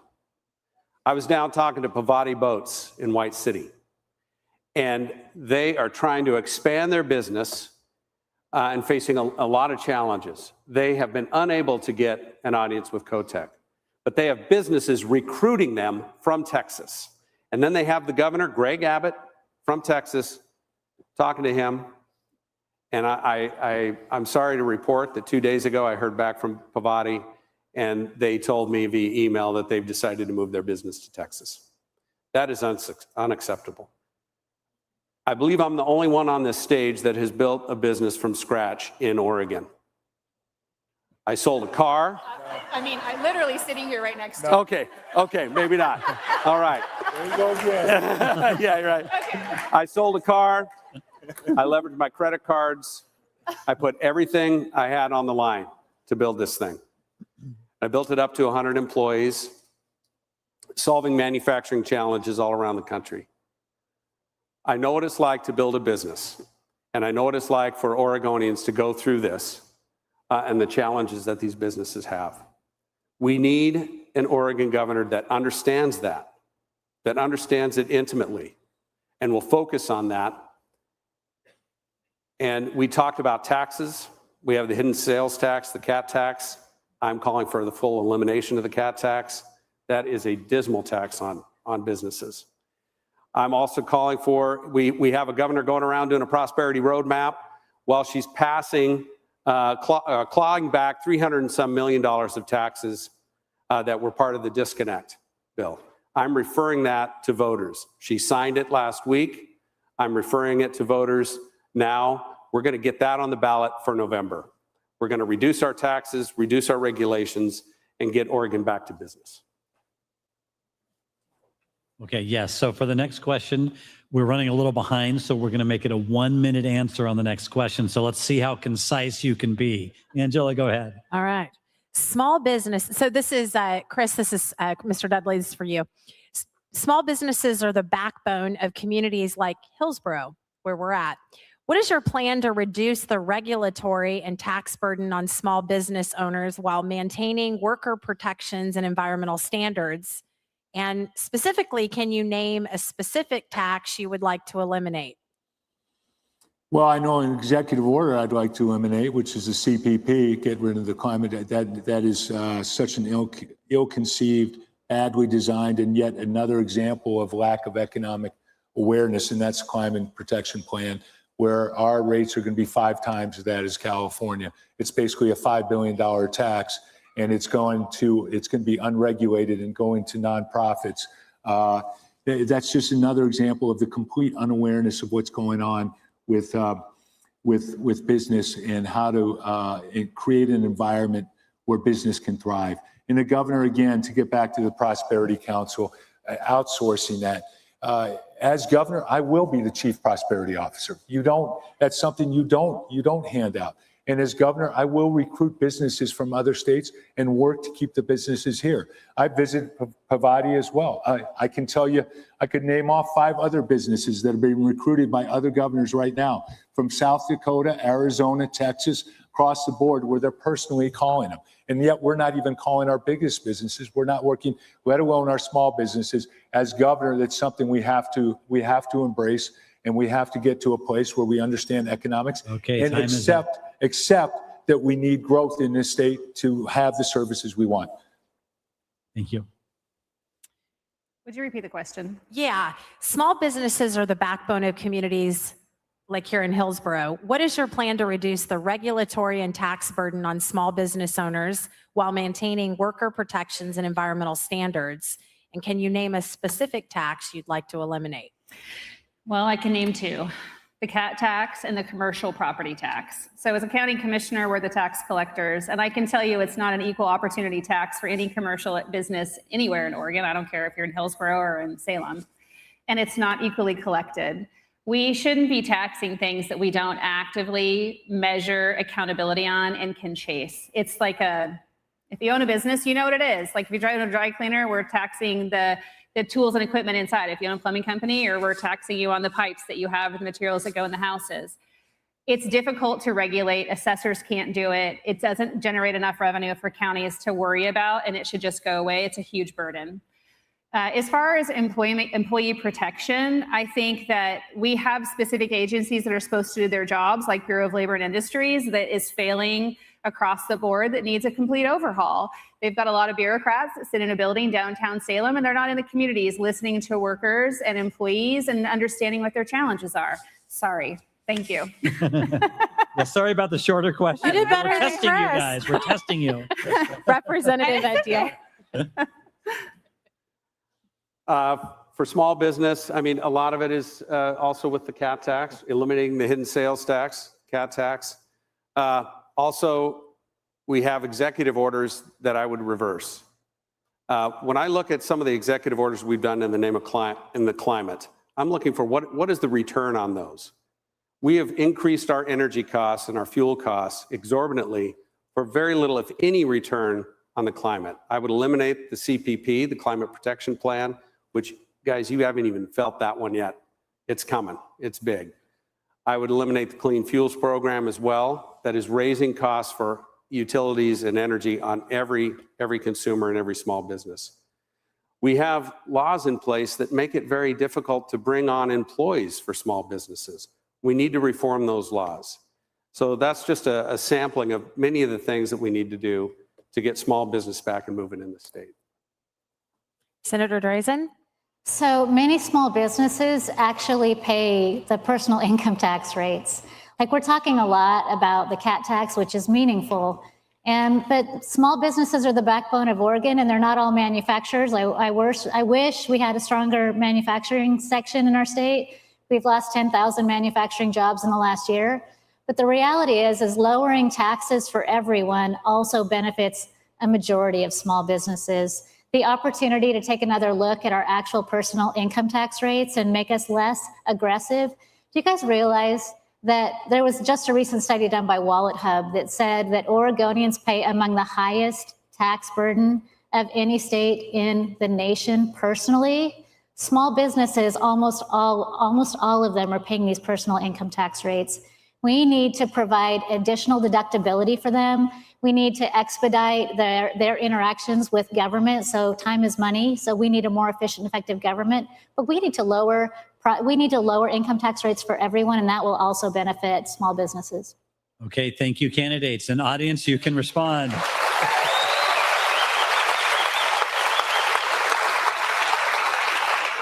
Excellent. All right, it's time to move to our next topic now. And at this point, we're going to be talking about forestry and the environment. These are both huge issues to a lot of Oregonians. And we'd like to thank the Merlot Corporation for helping underwrite the cost of tonight's debate. Now, Angela, over to you. Yay! Oregon, so this is, Danielle, this is going to be you. Yeah? Okay. Oregon's forests are at the center of competing interests, timber industry jobs, wildfire risk, and habitat preservation. How would you balance the economic needs of rural communities with responsible forest management? Well, we should just cut trees. So currently right now, as a sitting county commissioner, I have the opportunity to work with every county in Oregon, but the 17 timber counties directly, Marion County is one of them. And yes, Clackamas County too, sir. And I have spent time already over the last 6 years fighting the federal administration and more actively participating with the current administration to start harvesting timber. Marion County and Curry County in the next 18 months will be the first two counties to receive a stewardship agreement from the United States Forest Service to start harvesting timber in our rural communities. We have the opportunity to do it. I understand the rules and regulations around the Endangered Species Act and the Habitat Conservation Plan, which I will tell you county commissioners have shelved under this administration, and we hope to not see it return. We need to not just cut trees. We need to have sustainable jobs in these communities. And we have deserts right now in some of our most frontier communities because of the hindrance of the Endangered Species Act.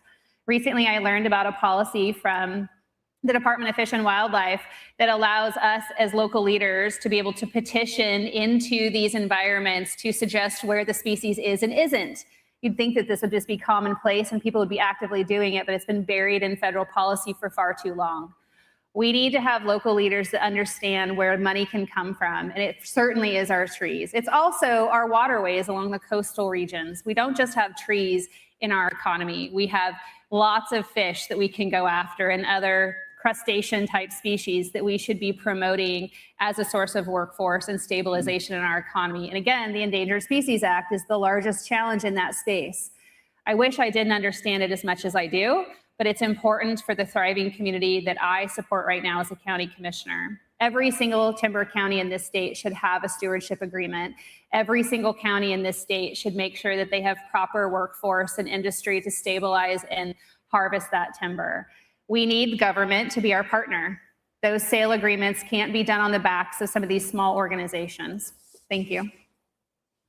Representative Deal. No, Oregon sits on a bounty of natural resources. We are a very wealthy state when it comes to natural resources.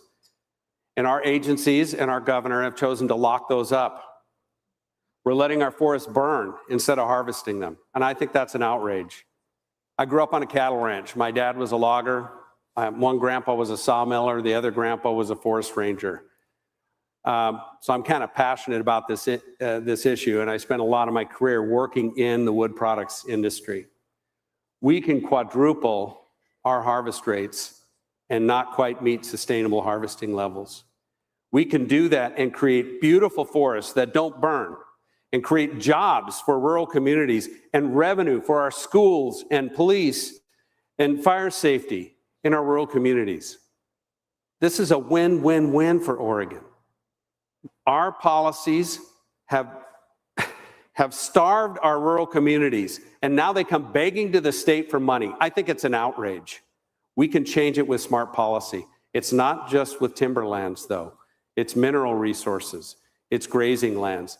Do you guys know that we sit on a wealth of lithium in this state? A wealth of lithium. It's on the border of Oregon and Nevada. Nevada is mining that lithium. 900 jobs on the Nevada side. Nothing going on the Oregon side. That should outrage us. And we're doing it. Why are we doing it? In the name of the climate. While we go get the lithium from foreign adversaries and countries that have no environmental standards and use slave labor. That should outrage us too. Oregon should take advantage of our amazing natural resources that provides wealth for rural communities, wealth frankly for the entire state. I want to build Oregon homes with Oregon timber. Let's bring it back. Senator Drazen. Thank you. I mentioned I'm from Klamath Falls. That also means that my parents were raised there. And when I was growing up, my dad worked in the mills outside town there. And it affected my family when those mills closed. It meant years of unemployment when our community was left behind because environmental interests ruled the day. And I lived that. And I know the effect that it has on families when rural communities are left behind. It is beyond time for us to recognize that Oregon's natural beauty is also an asset, and that we can commit to our conservation values and manage these forests in a way that maintains them and supports local communities, supports schools, supports local services, and also assures us all that we will be harvesting sustainably and appropriately, and that we won't just watch those forests burn. That's the crazy thing to me about this conversation. I know it's controversial for some, but what they are really doing is they're saying that they would rather watch those forests burn than allow for someone to rationally, reasonably, responsibly harvest carefully and manage those lands. We cannot allow that to continue. You know, in these most recent wildfire seasons that we have had more emissions from wildfires than we have from a year of downtown Portland traffic. What are we doing? We have to manage these forests. I think it's an incredible opportunity right now to work with the federal administration across our state and all these counties, including the one I'm from in Clackamas County, to be able to manage these forests more actively. Guys, As we've discussed, right now we're in a lose, lose, lose. We've lost the jobs, we've lost the counties for the revenues, and I would argue it's a loser environmentally as well. And we have to change that back into a win-win-win and embrace the natural resources we have in this great state. Too often we get in that either-or conversation. It doesn't have to be either-or. You can harvest, you can manage the forest, and you can protect the environment. You can do both. And it's a shame when I've traveled the state and talked across our state, so much of the state feels unrepresented and left out. They're frustrated by not having the revenues that they were promised in the ONC counties and other areas, whether it's fishing, farming, or forestry. We need to embrace our natural resources, let people work the environment responsibly. When somebody's been there, a fifth generation forester or farmer or a fisherman, they want to take care of the environment. They want to make it they of course want it sustainable to pass it on to the next generation. And we've lost our way there. As governor, one of the biggest powers you have is the power of the pulpit, to be able to bridge those divides, to talk about what's happening in rural Oregon and explain it to urban Oregon. And it's something that's been lost. It's when I'm down in Coos Bay talking to Southport Timber, and they're telling me they're having to bring logs from British Columbia. That's crazy. We have to change that. And then when I come back and I'm talking to a group in Portland, and a lady tells me, well, I don't think we should cut down any trees. And then I go down and start explaining to her, how we're mismanaging it and the environmental costs. And and eventually she agrees. And that's the bridge we need somebody to be able to bridge that gap.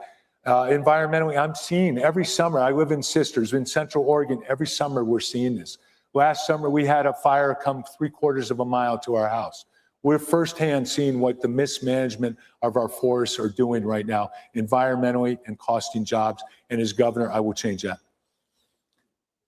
Okay, and our next question will be 1 minute answer for the next question. Thank you. This is going to be for Representative Deal to begin. Wildfire risk and smoke have become a year-round concern for Oregonians across the state. We're talking about that right now. What is your plan to reduce the wildfire risk through forest management, community preparedness, and state agency coordination? Well, first off, when a fire starts, put it out. When a fire starts, put it out. That's number one.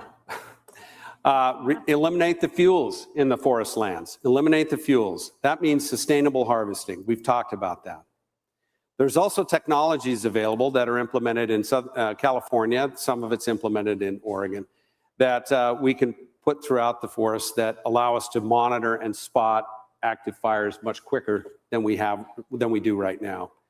But to me, the number one thing is you have to actively manage your forests. And if you do that, you have healthy forests that don't burn, you have jobs, you have revenue for your local, rural communities. That's the number one thing. Thank you. Senator Christine Drazen. Thank you. I'll be brief. Put the fires out. But also, let's be clear, on state lands, which isn't the majority here in our state, it's federal, we put the fires out. The Oregon Department of Forestry actually is very effective at putting the fires out on state lands. It's our federal partners that watch it burn. And that's the smoke that we're seeing. Those are the fires that spread. Those are the issues. Private landowners put the fires out. State landowners put the fires out. It's the feds that need to change their bad practices and start to put these fires out. I would also say it's really incredibly important that the state doesn't mandate costs onto families within the wildland-urban interface. I led the fight to repeal the wildfire maps that placed an undue burden on families that were in parts of our state where the state was dictating to them, and they suddenly were in a risk area that they didn't believe they could sell their home. They certainly couldn't afford the mandates that were coming their way for what kind of siding and roofing they were going to have to do. The state has to work collectively and collaboratively with Oregonians, not mandate these things down their throats. Thank you. Mr. Dudley. We have to manage our forests, have to do such a better job of that. And as I said, as governor, I will make sure that we do a better job of that. And I'd like to give a shout out to the firefighters. I saw it firsthand last summer, the way they dove in and prevented damage to the houses in the area and across our state. They're having to do too much. They're having to do way too much. There's just every single summer now we're having catastrophic wildfires. And we have to do a better job of managing that. And as governor, as I said, it's with the power of the pulpit, it's bringing people together. It's bringing that understanding that again, it's not an either or, but it's coming together and saying we have to take advantage of what we have here and prevent these fires from happening. The catastrophic fires every summer. And doing so will be a top priority of mine to make sure that we are taking advantage of what we have there and preventing this, which I would argue again has been environmentally the worst for our state. And if we're going to actually take environmental and conservation and climate protection seriously, we have to embrace managing our forests in a better manner. Thank you. I'm going to move on to the next question. I didn't get to answer the question. I'm sorry. Excuse me. I think I've done that to you twice tonight. I will advocate for It's myself. totally No not worries. personal. That was the first time, actually. I think you're okay. You're good. No, you're It fine. was another time. You're fine. Okay. I got you.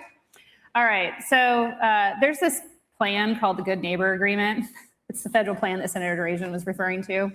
Counties are not participants in it because the state thinks that they're responsible for everything. If it turns out they fail at everything. So counties right now are leading the narrative at the federal level to be written into that. Marion County is leading that initiative. I'm actually doing that work today. In addition to that, this will be a shocker to all of you, I'm certain, but in the spring of 2025, for the first time in Oregon's history, the Department of Aviation of all agencies convened the first ever state agency collective response team for wildfire response with Oregon State Fire Marshal, OEM, DHS, Department of Forestry, and aviation led it. We need to have a governor that understands what these agencies are supposed to do and put a plan in place and make them do it.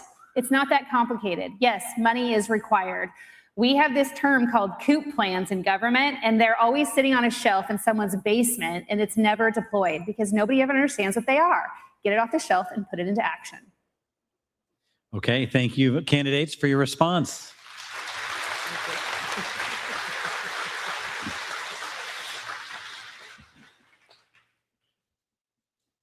Okay, ready to go. Okay.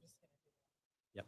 Okay. We're getting some instruction. Okay, yes, great. So at this point, we would like to go to our closing statements for today. Go. And actually, I want to ask one other question before we do. Let's ask the first question of the next category. Sure. Because we don't want to pass it up. It's very, very important.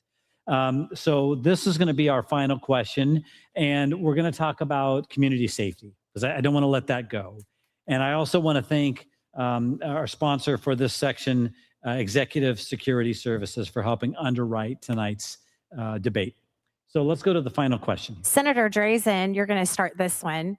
Oregon has grappled with rising property crime, retail theft, and public safety challenges in both urban and rural communities. As governor, how would you approach public safety in a way that rebuilds our community's trust while ensuring accountability in law enforcement? We have got to hold criminals accountable. There's a whole lot of technical reasons why local governments are saying that they can't actually hold people. And I just want to say this. It's a lot of excuses, and I'm kind of tired of the excuses. Oregonians deserve to live in safe communities. And the fact that people are breaking the law, they need to be held accountable to the fullest extent of the law. As governor, I will hold criminals accountable. I am proud to be endorsed by the Oregon Coalition of Police and Sheriffs. I have always worked closely with law enforcement throughout my public service, and I always will. I recognize that one of the most important things to all of us, for our families, is that we know that we can live in safe neighborhoods and communities. And if we want to use our parks and our streets, that we can reliably enjoy this beautiful place we call home. That requires that we enforce the laws that we have on the books. Thank you. Mr. Chris Dudley. This is a big issue for me as well. In my family, I have police officer. My son-in-law is a Redmond police officer, and it's something we talk about. I actually just I've done 2 ride-alongs, one in Washington County, one in Deschutes County, as well, and visiting the police academy last week. It's a key issue. One of the most important roles of the governor is keeping his citizens safe. The first way we do that is actually enforcing the laws that are on the books now. We're not doing a good job at that.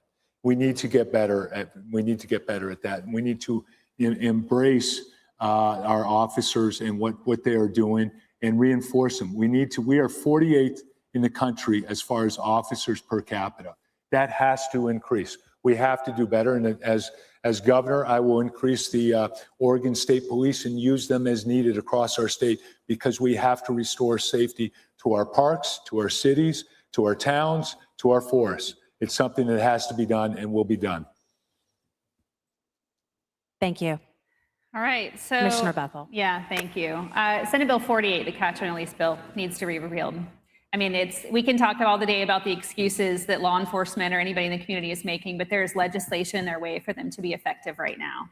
We need to reform civil commitment, something that I have been the chief voice of statewide for 6 years with very difficult conversations in the legislature. We have people right now filling out on our community streets that are definitely not in their right mind, and they need stabilized in their health care. And we have laws in our way preventing us from doing that. Additionally, we need to have a governor who's going to take on the attorney general and all the ridiculous things that he is doing in office right now that prevent us from actually operating in a safe public environment. The fact that we have a long-time federal order called the Mink Order in place, and right now actively allowing people to commit crimes and not hold them accountable, and in collusion with the Department of Justice and the Oregon Health Authority, is a problem, and the governor needs to deal with it. Public safety needs to be prioritized statewide, and it needs to be funded, and it needs to be serious in every community. Representative Deal. I'll state the obvious. We need to enforce the law. I'm more of a broken windows policy guy. And our local law enforcement does not do that. I would like to see state dollars tied to specific outcomes when it comes to local law enforcement. I want to tie it to reduced business break-ins, speed of recovery if a business is broken into, those kinds of things, to make sure that there's outcomes that we expect if a city is going to be receiving state dollars related to law enforcement. Senate Bill 48 absolutely needs to be reformed. Our No Tax Oregon effort is helping Representative Mannix run a petition right now to bring that to the voters to repeal much of what Senate Bill 48 did. That's called the catch and release law. That's absolutely important. This is also personal to me. Our son is a sheriff's detective. And so I want to see respect for law enforcement, and I want to see our laws enforced. And I also want to see law enforcement cooperate with federal officials when it comes to getting criminals who are in the state illegally out of the state and deported. Okay, thank you, candidates. Excellent. All right, well, we have covered a lot of ground tonight in the debate, and it's time for our closing statement. And candidates, I'd like to ask each of you to spend just 1 minute explaining to us or making the case for why you should be the next governor of Oregon. And we're going to go in reverse order of how we started today, just to keep it fair. That means Representative Deal, you are up first. All right. So I hope with the referendum effort, I've proven to Oregonians, I know how to lead, I know how to rally folks, I know how to get stuff done, big things done. I've done it my entire career in business. I think we need a governor, we need a candidate that can win and go toe-to-toe against Tina Kotek. I'm going to rally more voters, more Republicans who've been sitting on the bench for a long time, about 120,000 of them sitting on the bench. They're going to come out and vote. 120,000 or so conservative-minded, non-affiliated voters who have been sitting on the bench.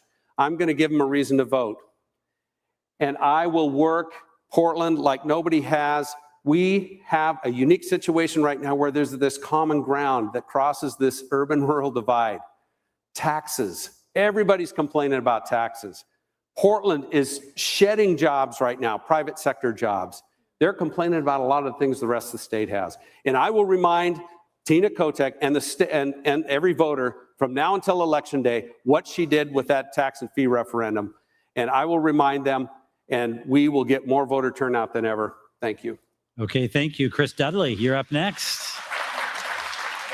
Well, as governor, I will use my outsider perspective and business background to take positive, decisive actions to get our schools back to the fundamentals, to increase our economy, to cut taxes on the money that you earn, the houses you live in, and the gas you put in your cars. But importantly, as we have to win this election, I am tired of the protest votes, and we have to have a candidate that can reach out and bring people together. We need an outsider. Salem has failed. Salem's problems will not be solved by somebody from Salem. I think that's become abundantly clear. We need someone who can present a vision of what Oregon can be and bring us together to get that. We need that, and Oregon can rebound. I invite you to join me. I ask for your support. I ask for your vote. Come join me as we push back on the political elite, as we push back and take back our state. And let's make this state rebound and bring it to the glory it can be. Thank you. Okay, up next, Commissioner Danielle Bethel. So I'm obviously not the most funded candidate on this stage. I can't loan myself money, and Phil Knight did not write me a check. But I am the candidate that 100% has shown up every day for the last 6 years doing this work. I'm already doing the work of an executive. Every single question that was answered here tonight is real life things I'm doing every single day. I'm actually delivering results for Oregonians in the 5th largest population in Oregon. I can come into office on day one and do the job, but I can also stand toe-to-toe with Tina Kotek and anybody else and go directly into the weeds and tell you exactly why they're failing, because they're not just failing you, they're failing me. I understand those policies because I fight those policies every day as a commissioner, as a business owner, as a mother, and an Oregonian. I understand how this state is designed. And I can tell you at the end of the day, it shouldn't take money to win votes. It should take understanding and passion. It should take understanding of the state from every single county, corner to corner. And I am the Oregonian that can get that done. Okay, Senator Drazen, Senator Christine Drazen. Tina Kotek has led our state into a ditch. All she wants is more power and control. All we get are higher taxes and failed government. The number one question that we all need to be asking ourselves tonight is, who can beat Tina Kotek and make her a one-term governor? That's what matters right now. I am that candidate. I have the policy background. I have gone toe-to-toe with Tina Kotek. I have been in this fight, and I have the scars to prove it. I can lead our state. I am ready to lead. We cannot afford to squander 1 minute. When we take this governor's office, we can't afford to have somebody that has to find the bathrooms. We have got to have somebody that can hit the ground running on day one. As governor, I will fight to lower taxes. I will return local control, and I will absolutely restore accountability. I will serve the people of this Oregon, and working with you, I will make Tina Kotek a one-term governor, and I'm asking for your vote. All right, thank you, candidates. Great job tonight. We appreciate your candor and you making time in a busy campaign season. And I think Oregon's going to be in good hands as we go forward. I'm optimistic about that. 2 keynotes I want to share with you. Number 1, a reminder, the Oregon primary is May 19th. It is next month. But this is also very key. The deadline to register to vote is April 29th. And we have a closed primary, which means you need to be a Republican if you would like to vote for one of these candidates. Yes, on You April can do it 29th. online. It takes 2 minutes. April 29th is the deadline for doing that. However you're going to register, but yes, good point. So April 29th is the deadline, May 19th. April 28th? Oh, excellent. Okay, well, don't miss that. Oh boy, I would get that wrong. Just like the forecast back in the day here. It's 12 o'clock. All right, so yes. April 28th is what we're talking about. That's the accurate deadline. Okay, I love it. All right, and May 19th is the primary. Thank you very much. And that's it from Hillsborough tonight. Thank you so much for joining us. Let's hear one more round of applause for all of our candidates tonight.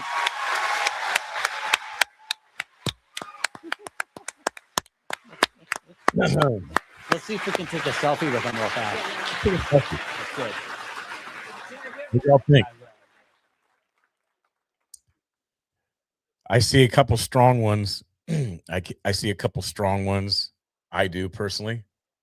I was trying to take notes and trying to keep up, but I can't write that fast, so I just gave up and did my best to pay attention. But I think it was a good debate. Like I said, I think there's a couple of strong ones There's a couple people that, yeah, I'm going to say this straight up. Christine Drazen, in my opinion, can't do it. She had her chance. She couldn't beat Tina Kotek. You guys are welcome. Thank you for being here. Thank you for joining and watching and being on the channel. Make sure you guys please subscribe to the channel. Please like the channel, subscribe to it. It helps out a lot tremendously, more than you guys know. So please hit the bell, select all, that you get every single notification that comes across when I go live. But Drazen, she did it last 4 years ago in 22. And was that 4 years ago? Yeah, 4 years ago. Wow. She did it in 22, and she couldn't beat Tina Kotek. And partly is because, I mean, partly is because Kotek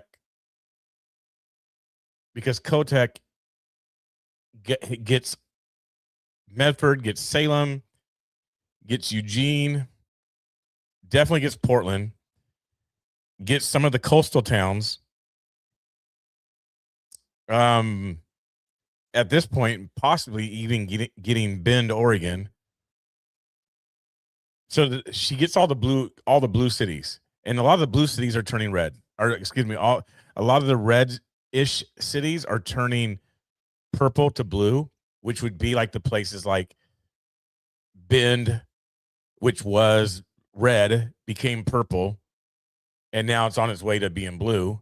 Redmond, I mean, back in 2016, 2020, Redmond, Oregon.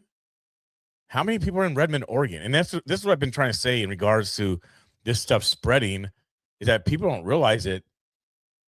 I kid you not, I haven't posted a picture. I was someplace this past weekend. I'm not going to say where. And I'm typing right now. Population of. So I was in a Yamhill. Check this out, you guys, for those who are in Oregon. I was in a Yamhill County small city this past weekend. And I saw a car, and I have the picture because I haven't posted it yet, but I saw a car. It said, "Ice out." Okay. This town has approximately 2,660 people in it. So my point is that the stuff is spreading into red rural cities fast. And I told people that back in 2019. It's like, this stuff is going to spread. Like, it's not going away. So that's part of the problem why we think that Oregon could flip red. It can't. It's not. I mean, I guess it could. I'm not going to be a downer and say it can't. But that's an example. What I'm trying to say is that the stuff is going into small. Let's look at Redmond, Oregon. Right, Redmond, Oregon. Oregon population. Redmond, Oregon population. Right. So you have 37,000 people there right now. The city has experienced significant growth and projected to reach over 50,000 residents by 2040. Okay. It serves as a central hub in Deschutes County, which has it has a population exceeding 200,000. So Redmond, Oregon, back in 2020, with 37,000, as of July 24th, there was 37,000. So back in 2020, 4 years, I mean, I don't know. Let's see what the population was in 2020. So 37,000. 37,000. What was it in 2020? 33,000. So it grew by, 4,000 in 4 years. So 1,000 each year. They were having Black Lives Matter protests in Redmond, Oregon at 33,000 people. So the stuff spreads. Look, let me give you another good example. Kellogg, Idaho population. Now check this one out. Kellogg, Idaho population. Okay, so we're talking about rural areas, right? Not major cities. They're not blue, right? They're red. Kellogg, as of 2026, 2,500. So 2,500. What was it in 20? Was it 23? Let's see. I think it was 23. 20, and I want to tell you the story. Was 2,450. So, so in 2023, Kellogg, Idaho had 2,400.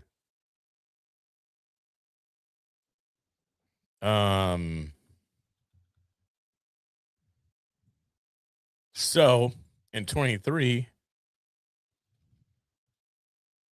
speaking of small towns, right, that are red.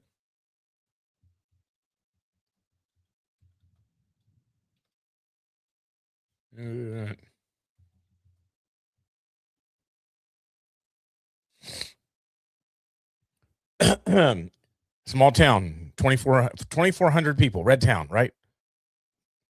Idaho. Travis Lohr was banned from walking in his graduation ceremony after making unapproved comments about gender during an assembly, saying guys are guys and girls are girls, and there is no in between. The incident sparked a student protest and led the district to briefly postpone the ceremony due to threats. A red town, right? Small town, rural. But yet you have stuff going on like that where he couldn't walk the stage in a red town because he said guys are guys and girls are girls. And there is no in between. Well, I think the chief police of that small town of 2,400 people had her wife as the principal of the school. Again, rural area, small town. So do I think that Oregon has a chance to flip it back to a Republican state? I personally don't think so. But I think it's beside the point right now. I mean, I guess time will tell, right? Time will tell. But I don't think that Drazen has it. She don't have the punch to go against Tina. Yeah, it was a violation of his free speech. Wow, there is a school corrupt teachers and school board. Yes. Yep.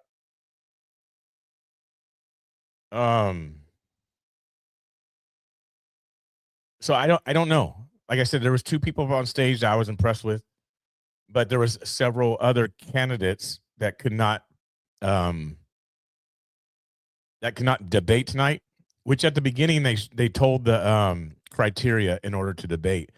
And with that said, it goes like that. And I think it sucks, to be honest with you, I think it sucks that you have to pay and you have to have this X amount of money or you don't get to debate. You can't be in the debate, which basically goes again is to tell us that all the stuff is about money. When it comes down to it, it's Republican, Democrats, it's all about money. You have enough money to debate. Forget if you're a good candidate. Forget if you know what you're talking about. Do you have enough money to debate? And that's what it comes down to. But in my opinion, I saw somebody ask me, I know a few people probably asked me who I thought. I think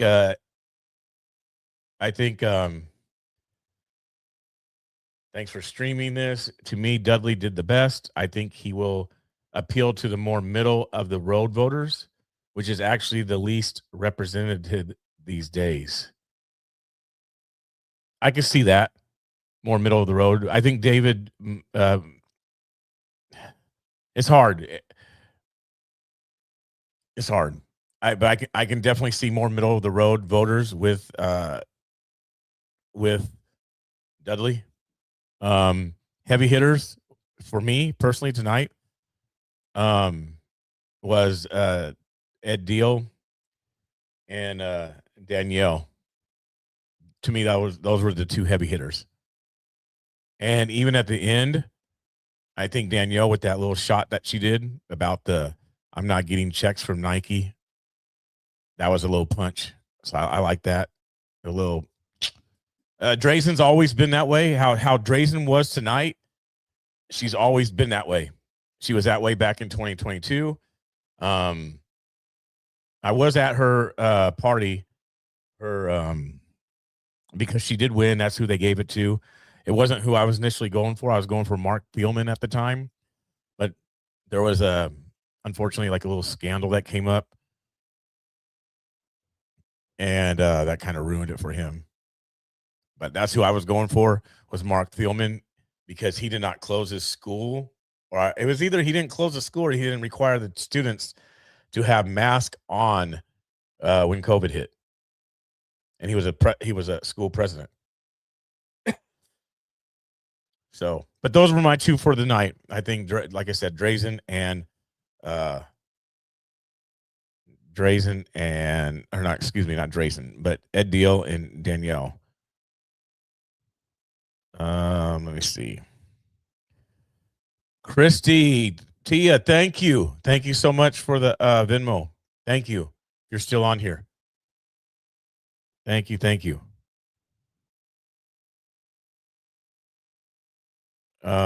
So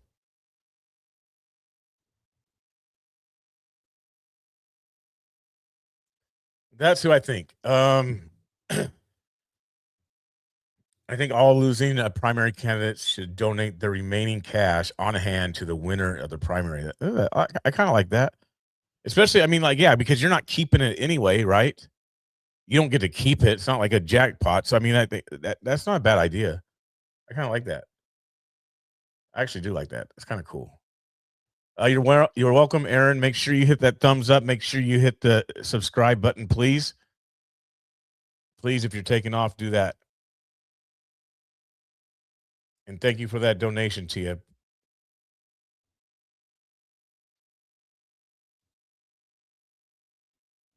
So I might wrap it up. I don't know if anybody's trying to do any sort of discussions about it. Don't look like it. I didn't know if I don't think Mr. Bill watched it. I think he was watching other silly drama going on.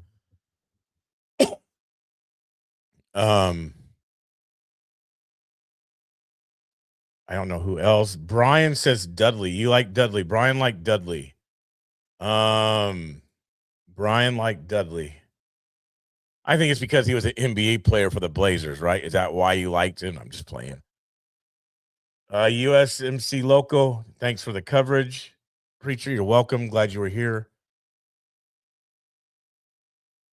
Why do you say that you're glad that Medina wasn't in the debate? He is well, I'm not going to say that. And that was from the interview with Rick Dancer. Okay. Yeah, I didn't watch that interview with Rick. Rick, me and Rick have spoke before. I think I was either on Rick's show back in 2021 or he was on mine. USMC Loco says I like Danielle Bethel. I do like her. I have my own personal convictions on things, but I did like her. I think she was up. She's up there. She's up there. She knows her stuff, and she's quick with it. Have you noticed, though, being honest with you guys, everybody on here, it seems like that's like the way of the world right now in society, that women like are quick with it. And Danielle was definitely quick with it. Like us men, especially me, I'll say me, definitely. Like if you ask me to do a roast thing, I'm going to fail. Like you want me to do a roast, I'm going to fail. I'm not quick with it. I process everything. I think about everything. I'm like, maybe. I'm not quick with it, but she's definitely quick with it. Thank you though again for that super chat. Means a lot. God bless you. Appreciate it. Imagine that said I liked her as well. To clarify, I think Dudley will appeal to the moderates and independents, in addition to the conservatives. Tina is too far left. That's true. And whoever wins the our side will need to win over the independents as well. I may be biased as a Blazer fan, though. See, I know the Blazer thing is going to play a part of it. I already know it is. I mean, hey, David, I don't know if you know this, but go watch the new Blazer thing that's on Netflix. If you haven't watched it, it just came out Tuesday. The Jail Blazers, go watch it since you're a Blazer fan, or at least used to be a Blazer fan. Go watch the new documentary on Netflix called Jail Blazers. But I could, like I said, I can see Dudley more with the independents. But here's the question with the independent thing. Do you think people are seriously tired? Here's the question. Is there enough people on the Republican side and the Democratic side that are tired of the parties? Because those are the two people that will come together to make the independent party or appeal to independents. I'm not saying make a party because it just seems like it will never work. But the more we go forward with things, it's like I think it would work personally if it's done the right way. I think an independent party would completely work if it's done the right way. Trump had the chance to do a independent party and he blew it. But anyway, do you think there's enough people that have walked away who are tired of the Republican Party and tired of the Democratic Party to kind of like be independent, and someone like Dudley could win and pull that as a conservative? Does that make sense? I think it makes sense what I'm trying to say. Because you're saying that Dudley could win as a Republican, that Democrat, or he would get the independent people because he speaks kind of like as a moderate. I can see that though. I can. All candidates were great. I like to have them in a cabinet. Each has strengths and each knows about the regulatory extortation. Yes. Ooh, look at that, you guys. Laura Loves America gifted you guys 5 BC memberships. She gifted you guys 5 of the BC Preacher memberships. That's awesome. Thank you, Laura. Laura Loves America coming through, helping you guys, blessing some of you guys. They're random. They are random. So make sure when you get that, make sure you guys subscribe and like the channel.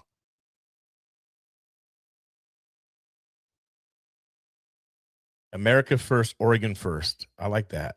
America first, Oregon first. Memberships. What are memberships? Memberships are, you get exclusive stuff, although I haven't completely done them yet. I've done a couple things like membership only. I've done membership only chats. So it's things like that. So not everybody can chat. You can watch a live stream, and I might design it for members only so that no other people are in the chat.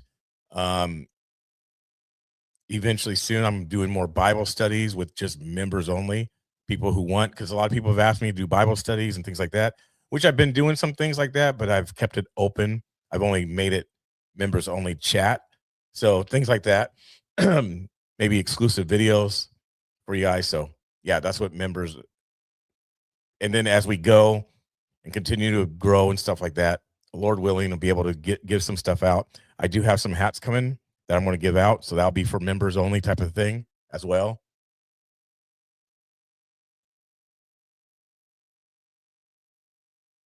The members only stream are going to be, I don't have no timeline or time frame, but you guys will know.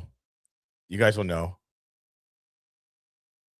Oregon's population is approximately 4.27 million. Approximately 2.99 million are actually registered. I didn't know that. I did not know that. Let me see something. Bill is just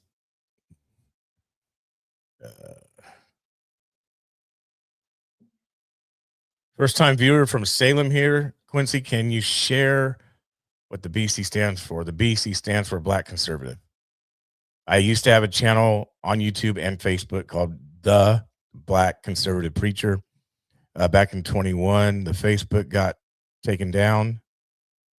And then in 22, the YouTube got taken down, so I had to restart them, and I just made them the BC Preacher.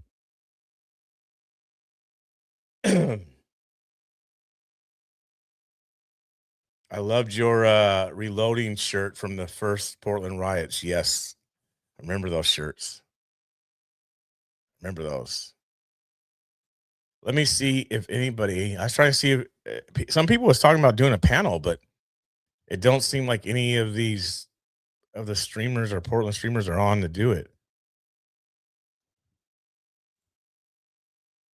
Yeah, they're all off. Interesting. Yep. So I'm the only one still on. But this is the only thing I'm going to cover. I'm not going to continue to go on for the night. Excuse me. So I was trying to think if there was anything else. I thought it was good though. I don't know when the next one is, but I thought it was good. I thought it was really good. If you want to live stream from the Newport area and have a roundup of fans and streamers, let me know, Newport. All right, I will do that. I will do that.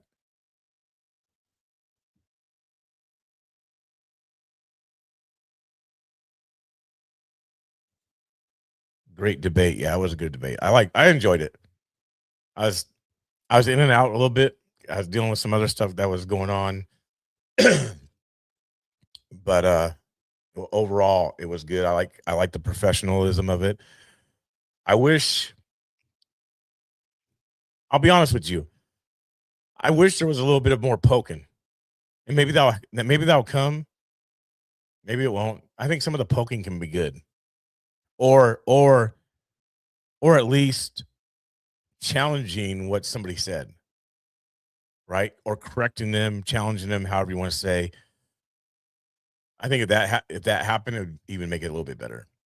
Like, for instance, like I know something that Ed may have fabricated or misspoke on or something like that, and I circled back and kind of called him out on that type of thing.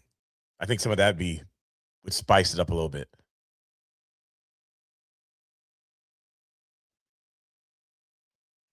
Anywho, let me see.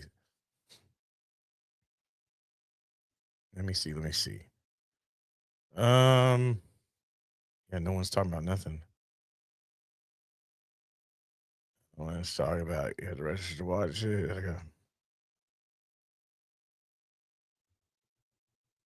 Huh. I love debates. That's why I show them. Even some of the Bible studies and membership, that type of thing. I've been showing a lot of debates, but they've been biblical debates. I like debates. You can learn a lot from debates. You can actually learn a lot from debates. Thank you, Laura Loves America, for the super chat. Thank you.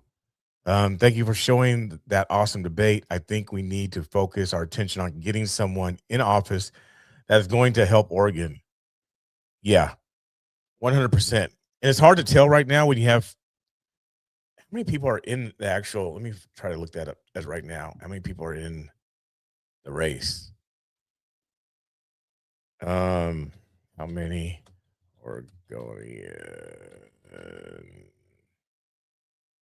Republicans? The governor's race. I think there might be like 7 or 8. Hey, Brian, you have a good night. God bless you. Let's see. That was 2 days ago. GOP candidates for Oregon governor set to debate for first time this week. Why first time? They've already had debates.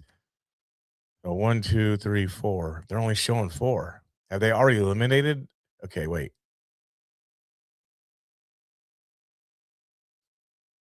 Who else is in it? They're only showing the 4. I wonder why. Have they already eliminated because they couldn't make this, so they counted them out? Did they count Medina out? David Medina, did they count him out? Because Paul Romero was in it too. Hold on. I wonder if they counted him out.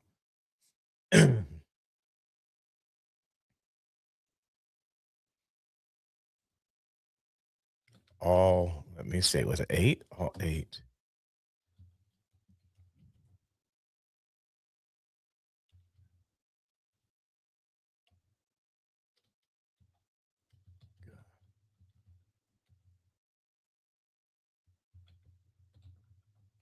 Four.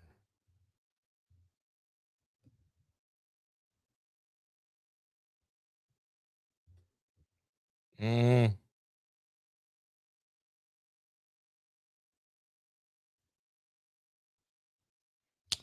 It's not showing. How many was it? I'm trying to find. He didn't drop. He didn't. Yeah, he didn't drop out. Jay. He didn't drop out.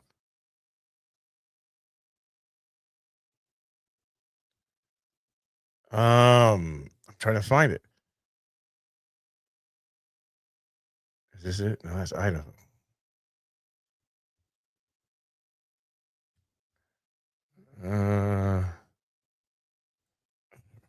Maybe I didn't.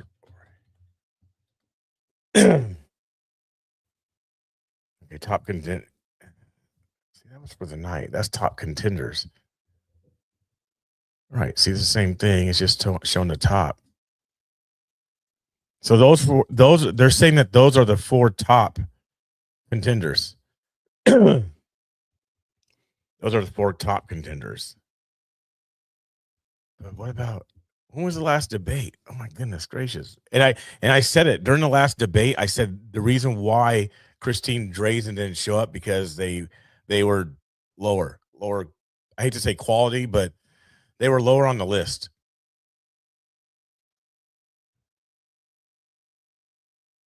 That's not it. Wait, is this it?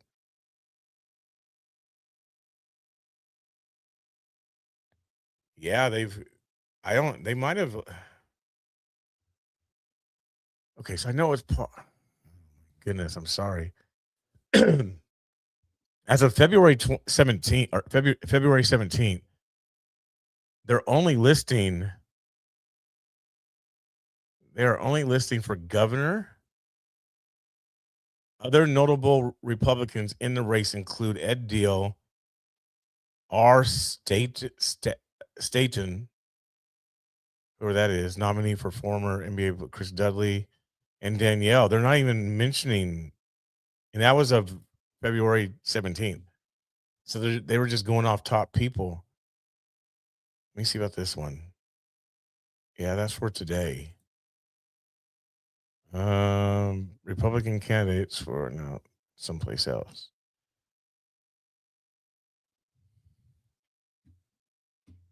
I don't have no panel, Mr. Bill. But let's bring here. I don't have no panel. But what I can do, I'll bring Mr. Bill on. Let's see.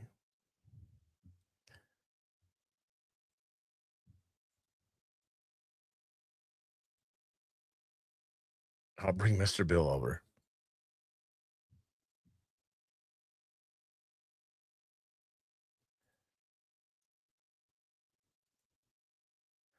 Where's the ad on here?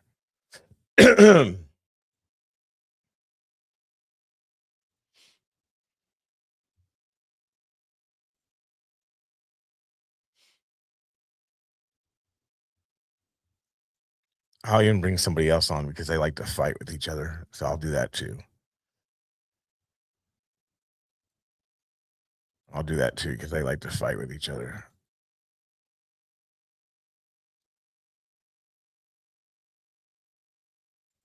Here we go. See if they come on.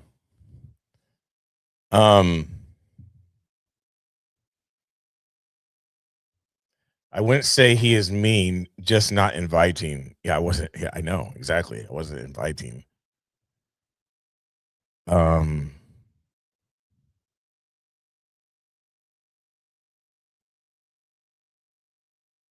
It's crazy. There, Mr. Bill, don't complain. We'll see if he comes on. I sent it to him in your DM.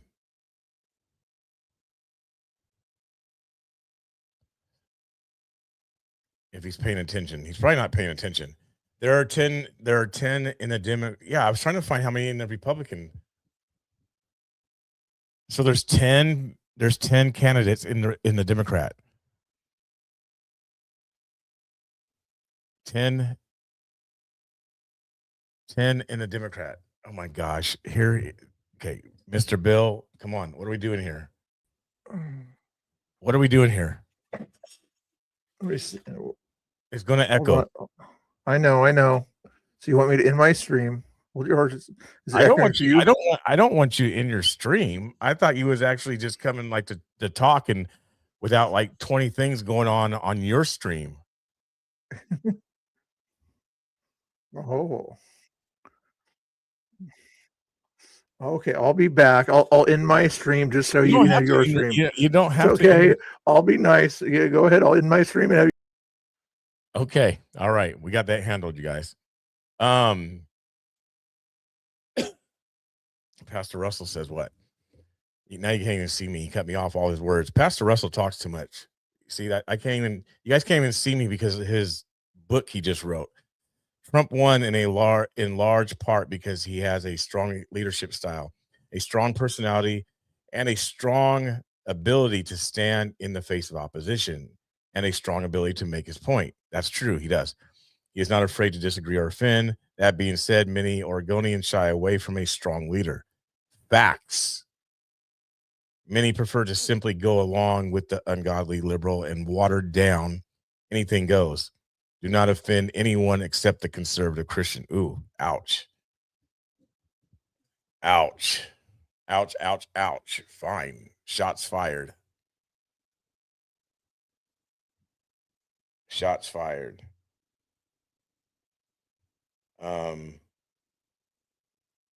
That's solid. It's true. It's true though. And that's the problem always with the candidates here in Oregon. They always do that. They always do that. they never really go hard at it. It's always just kind of like mediocre type of thing. There is so much money involved in politics. It's actually quite disturbing. Unfortunately, if you aren't a well-funded candidate in today's politics, it's a major uphill battle. You need money for ads, signs, events, literature, and apparently you now need money to be invited to debates. Yeah. If you are strong, you are considered to be a bigot. Well, that's what they call me. So I get it. They call me a bigot, racist, everything like that. Trump's like 100 years old. His strong leadership just seems cruel and cringe to the younger generation. To some, it does. I don't think that there's a lot of the younger generation that don't know how to handle it because they haven't had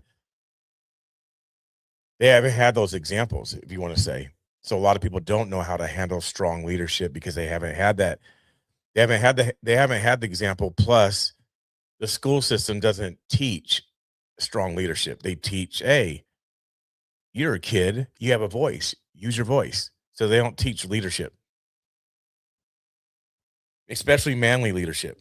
They teach more womanly leadership, which, that's why you have someone such as Danielle up there being a powerhouse and doing good. It's not knocking her, but that's just the facts of it. That's what was going on. Broken homes, broken schools. Yes. Broken homes, broken schools. Here, you know what? I'll bring here. You want to talk here, Pastor Russell. Here's what I'm going to do. I'm sending you something. I want to send you something right now, and you can come on and talk about that. Perfect. You can come on and talk about that. I think that's a great idea. Splendid idea. I'm going to send you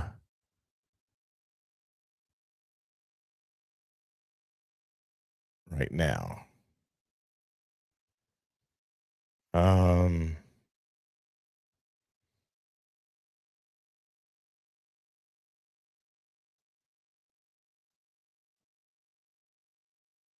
Give me 5 minutes. All right, you got time.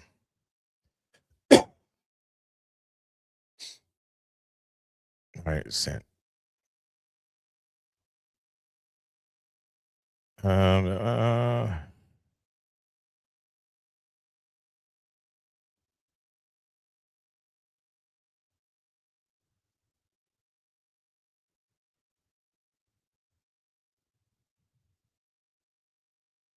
uh,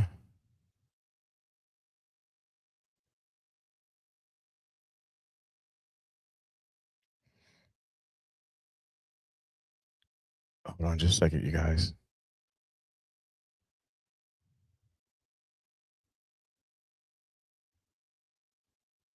I'm waiting for Mr. Bill to come back.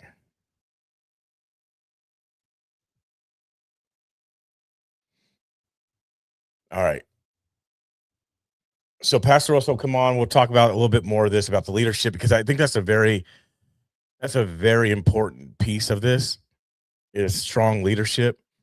And like I said, I only saw it with really Ed Deal and Danielle.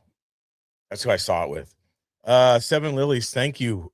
Gifted one BCP membership to somebody, gifted one. Thank you very much. Let the drum roll. See who it lands on, right? Thank you very much. God bless you. I got like this dry cough that's been in me like for about a week now, maybe longer than about a week. It's just like there, but it's like I really don't cough, but it's like right there in the chest. Like, hello, cough already, please get it out, get it up and out. Just can't do it. Oh, look, Britt got the membership. Yay! Thank you so much. This made my night. Good, awesome. Membership landed on Britt.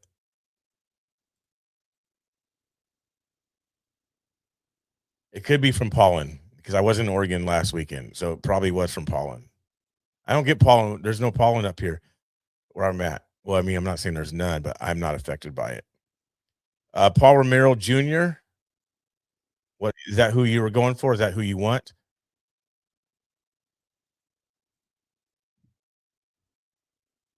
All right. Here's Laura Loves America. She came on. Hello there. Hello. What's going on?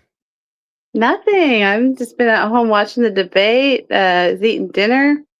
Yeah. What'd you think about the debate? I liked a lot of what the candidates were saying. They all had great points. I do agree Drazen is not my first choice at all. If I was to vote for a woman governor, Bethel definitely would have been it, but I'm not leaning towards a woman governor this time. Uh-oh. See, you're allowed to say that. I can't say that, unfortunately. I'd like to be able to say that publicly, but I can't say it publicly. I'm glad you can say that though. I know it's that female privilege I have. It's exactly 100% female privilege that you get to say something like that. And no one takes offense to it. Very true. I can say a lot of things that men can't say. That's true. That is true. So what did you pay attention to Drazen before? Like Yeah. You did like in 2022? Yes, I voted for her back then. Well, why'd you vote for her then, but you can't now? Well, she obviously couldn't make it. You're right. She couldn't make it back. You are absolutely right. She lost back then. I had high hopes and was very disappointed. So when did you get disappointed when in 2022, what part of that procedure or that time period made you disappointed? Was it when she couldn't beat Tina or was it before that? It was when she couldn't beat Tina. Okay. Because I was really going for it. He was really going for it. Okay. Yes. Okay. Well, I mean, I think everybody was, because of the fact that she was running to be governor as a Republican then. So everybody was going for her who was like, on the Republican side. So it makes sense. Mr. Bill, What? back in 2022, do you remember Christine Drazen running? Yep. Yeah. I went to a few of her rallies. There was one out in Aurora, the really big one there. I went At to the there. barn, right? Yep. Were you there? Yeah, I was there. Yep. What'd you think of that when you went to that one? Was you sold on her then? Were you still in the middle, or what? That might have been at the time where she was the only option, I believe, at that time there. So I had to choose her at that time there versus the other person. But who else was running against her back then? It was Mark Thielman. Thielman would have been the choice there, but yeah, he only got like 11%. Was that all he got? If that, yeah. Oh, He wasn't number 2, or he was like number 4 or 5, if I recall, versus some of the other people that were there. okay. I think Ed Deal was another one. Russell Collier was also running for governor then. I'm not sure how good he did, but Oh, he was? I heard about that, but I didn't see his name on the ballot. I heard about it. It was a rumor, but I didn't see his name on the ballot. he got the evangelical vote, but you didn't hear about that. Okay, yes. Pastor Russell, how you doing? I'm doing good, thank you. Good. We're just kind of touching base on some of the stuff, and Laura is here, and Mr. Bill, and right at the moment, just kind of talking about Christine Drazen, because most of us remember her from 2022, and obviously we saw how that went. Yes. And that's who you voted for, correct? If I'm not Correct. right. I did. I voted Oh, for see? Christine. No shame in the game. No shame in the game. Mm-hmm. Mm-hmm. I did not vote. Mm-hmm. Mm-hmm. And Because you were out of state. Nope. That's not true, though. Not at the time. You would have voted for the Thielman though in the primaries if you voted in the primaries? I still filled in his name. That's what I did. Actually, I filled in his name. Oh, I got you. So, yeah. So what if it was like one vote separated her from winning, and if your vote for Thielman cost Drazen the election, and she could have won, would you have changed your mind? And I don't think so. No, Oh my goodness. I don't think so. I mean, maybe. I don't see her, like I said, like people are saying it in the chat here. I don't see her as being strong. And that's what Pastor Russell was saying in the comments, which is why I brought him in here, is so that we could talk about being, having a strong candidate. yes. Because that's what needs to happen. And I like what you said. So maybe you could elaborate a little bit more on what you were saying, and maybe Laura could get rid of her little profile picture and come back on. I'm guessing she went to get ice cream. She saw my ice cream and she probably went to her freezer to compete with me. Okay. So what were you describing in that? Well, okay. I think that in general, the perception of Oregon is one of a liberal state, right? Mm-hmm. I think that the reason for that is because the majority of what I would consider to be liberals live in the population centers of Portland, Salem, and Springfield, Eugene area, right? Right. They swing the state one way or the other. And so it's kind of no different than what the Islamics are doing, where they're doing a concentration of demographics in a certain area, such as in Minnesota or such as in Dearborn, Michigan, where you get people of the same identity coming together, concentrating their political clout and going forward with their agenda.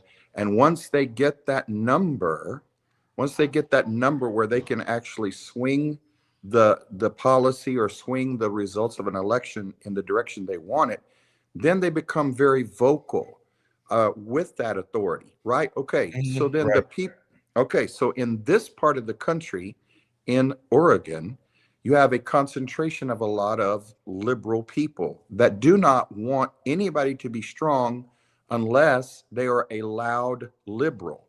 And if you try to present yourself as a strong conservative, then you automatically are labeled as intolerant and as bigoted and as hateful, when in fact, you are not doing anything different than the intolerant, hateful, bigoted liberal. You're just speaking from the conservative side, right? And so Right. what happens is people become afraid of leaving behind their identity as liberal and embracing something that is conservative, because they're like, my whole identity has been kind of wrapped up in this do as you please, live as you want to live, don't bother anybody else kind of mentality. And the state is falling apart. The city of Portland is falling apart because of the strong liberal leadership that cannot be questioned. If you question that strong liberal leadership, then you are not liberal anymore. You are not an Oregonian anymore.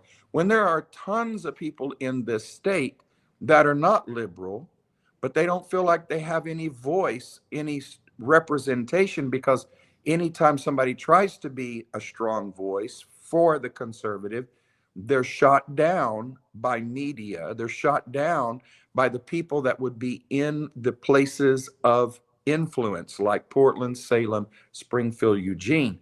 So what happens is you just become accepting of the liberal leadership, and you don't find people willing to step up and to really forcefully and professionally represent a strong conservative voice, because every time someone does, and I'm not saying David Medina is without problems or without issues. Everybody has problems and issues, but David Medina is kind of like just painted as this January 6th, rioter, this guy that went there and, invaded Right. the Capitol. He at least, I'm just saying this from my perspective, he at least has a strong voice. He at least is not afraid of standing in the face of opposition. And I don't know if David Medina has the ability to lead our state. I think someone who would lead our state needs to have strong business background, because you got to be able to look at the problems in this state from the perspective of, how do you make the balanced budget happen? How do you bring the fiscal things together? And it's not going to be by throwing millions and millions of dollars at, studying the speckled minnow that lives in a stream somewhere. It's going to be dealing with the reality of what is going on the street in Portland, in Salem, in Springfield, in Eugene, with the decay of civilization. And that means you're going to have to make hard decisions. And you got to make hard decisions based on what makes sense fiscally. And you have to be able to say, look, these programs that you throw money at that are supposed to work aren't working. Oregon's education system is an embarrassment. It is an absolute shame. If you look at other states in this country compared to Oregon, our education ranking is at the bottom of the barrel. And so, they can say that it's the Republicans' fault. And they've Right. said this. Tina Kotek has said, oh, it's the Republicans' fault because our education system has failed. How many decades have Democrats been in control of the government?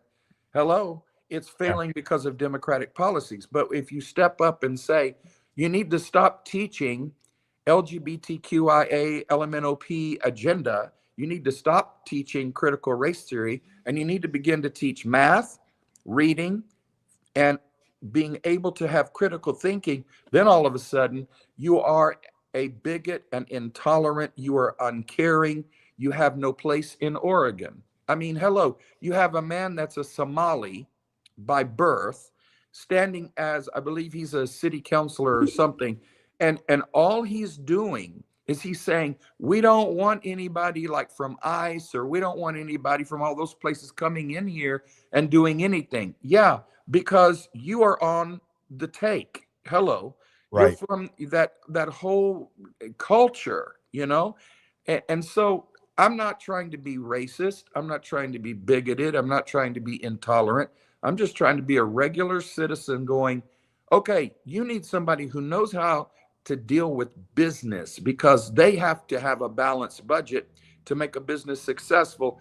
That will translate over into a state administration, just like Trump's business acumen is a benefit to our country. I don't agree with everything Trump does, but at least he understands how to run a business and apply that to a country. If we had somebody that understood how to run a business and had a strong leadership personality and a strong voice and wasn't afraid to stand there and defend those policies, and people would actually listen, I think we could have an opportunity to turn the state around. But at this juncture, our state is not going in the right direction. Everybody knows that. And the thing about it is that this insanity of making all of these buildings needing to be retrofitted to be, compliant with the earthquake, yada, yada, yada, is going to, all of that is just insanity. There's no way those buildings can be retrofitted because the people that own those buildings and that have businesses in those buildings cannot invest that kind of money into those buildings and still be profitable. And so it's like an anti-business climate in Oregon. And that is the fault of the socialist communists. They hate capitalism. They hate a free market system.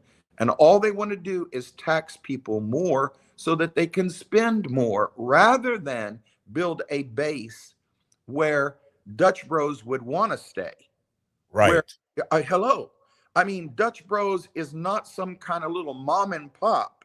They're a gigantic corporation. And for them to go, we're pulling out of Oregon, should be the biggest red flag in the business community in decades. But they're not the only one who did it either. No, they're not. Recently, over the past 4 or 5 years, they're not the only one who's done it. No, I know. So, I mean, you vote with dollars in essence. The strongest vote, in my opinion, is when you vote with your dollar. And Dutch Bros and these other companies have said, we're going to vote with taking our dollars away from this state because it does not support business. See, and that's what I've been trying to say for a long time. There has to be action because just voting and showing up to a poll over and over and over, nothing gets resolved. Nothing happens because we've done it. There has to be somebody who's willing to do something. And like you just said, they voted with their dollar. They actually did an action and said, okay, we're not even going to go to the polls. We're just going to get out of here. You're not going to have us here no longer. Mm-hmm. Mm-hmm. So that's an action. That's an applicant. Yes. It's applying something. And that's what needs to happen is those type of things in order for things to actually change up or for people to get the point like, oh, we have a serious problem. So with that said, and you're talking about the leadership and strong leadership, why do you think what do you think hinders conservatives from doing that? From being, I mean, and any one of you guys can answer or talk, but I'm just curious, what's stopping conservatives from having that punch? I think we're just not mad enough yet. We're just not. I mean, a lot of conservatives probably don't live in areas where that's affected too much. We live, away from Portland, and we're probably not seeing it. Like it's not impacting us enough for us to care. You're saying it hasn't been impact, like it hasn't, for instance, it hasn't impacted your life, so to speak. That's what you're saying, basically. Yeah, it hasn't impacted my, a lot of conservatives' lives enough to do something. Right. But see, the leadership has to be there, and that's one thing. Even like I'm saying, kind of watching the thing tonight, I still feel like it's missing. And then you have the left that just comes in with the wrecking ball because they have. I mean, I'm not going to say they have the leadership, but they have the gumption, and they do it. They have a unified message. Yes. And that's the problem, that when you have a unified message that has been developed over decades to challenge that unified message, then you're the outlier. You're the guy that's, not the norm anymore, right? Mhm. And so why would conservatives be challenged to stand in that strong leadership? Is because they're like, if you offend anybody, you're going to lose their vote. If you offend anybody, you're going to be dismissed. If you don't embrace and endorse and affirm the agenda of the left, you're going to lose the votes and you won't be elected. Okay, so But ultimately, hold on real quick. That's happening in the Republican Party and conservative movement as well. Like if you say something, ooh, it offended me, and now we don't like you. That's right, happening now in the conservative movement. right. And that's why it's going to be, in my opinion, it's going to take enough people that are willing to go and stand in the face of opposition, so that ultimately there might be at some point in the future someone who has built on the foundation of this guy stood and this woman stood and this guy stood and this woman stood. And finally, there's been enough of a reaction to the liberal destruction of this state that somebody will say, let's vote for the strong guy. And he actually is, or she is successful based on the willingness of previous candidates standing up and saying, this is wrong, this is wrong, this is wrong. And it builds over time a willingness to maybe finally go, we should try that, instead of, we can't offend anybody. No, you have to be willing to go out and sort of get the blood on you, get the dirt on you, get the mud thrown at you, all that. And that builds, it builds over time to where people will finally, when they start having kids, when they start getting responsibilities, it's when you talk about the young people, okay, I'm just going to say it bluntly. Young people are stupid. Young people are stupid, and they are so easily led by a narrative that will lead them down the path of self-destruction, because it's like, we're going to pat you on the back while you destroy yourself. We're going to give you a lollipop while you go destroy yourself. We're going to give you, a toy to play with while you go destroy yourself, because they don't have enough sense. They don't have enough experience. They don't have enough perspective about life to make critical decisions. They're just like, give me a cell phone, I'll be okay. Give me an Xbox and I'll be okay. Give me a So we've made video them game. we made them stupid, like you said. Exactly. And everybody that's old, like the guy said earlier, Trump's 100 years old. My take on that is, everybody looks at him and goes, he's an old white man. Who cares? Yeah, maybe he has some sense, not because he's white, but because he knows how to run a business. He understands, 1 + 1 = 2. He understands that there's a male and there's a female. End of story. Men don't need to be putting on skirts and going into women's locker rooms. Hello. I mean, come on. Right. Somebody that's got a brain, that's lived life long enough. But a young person says, I can't believe that you would even say that. That's because you're ignorant. You're ignorant.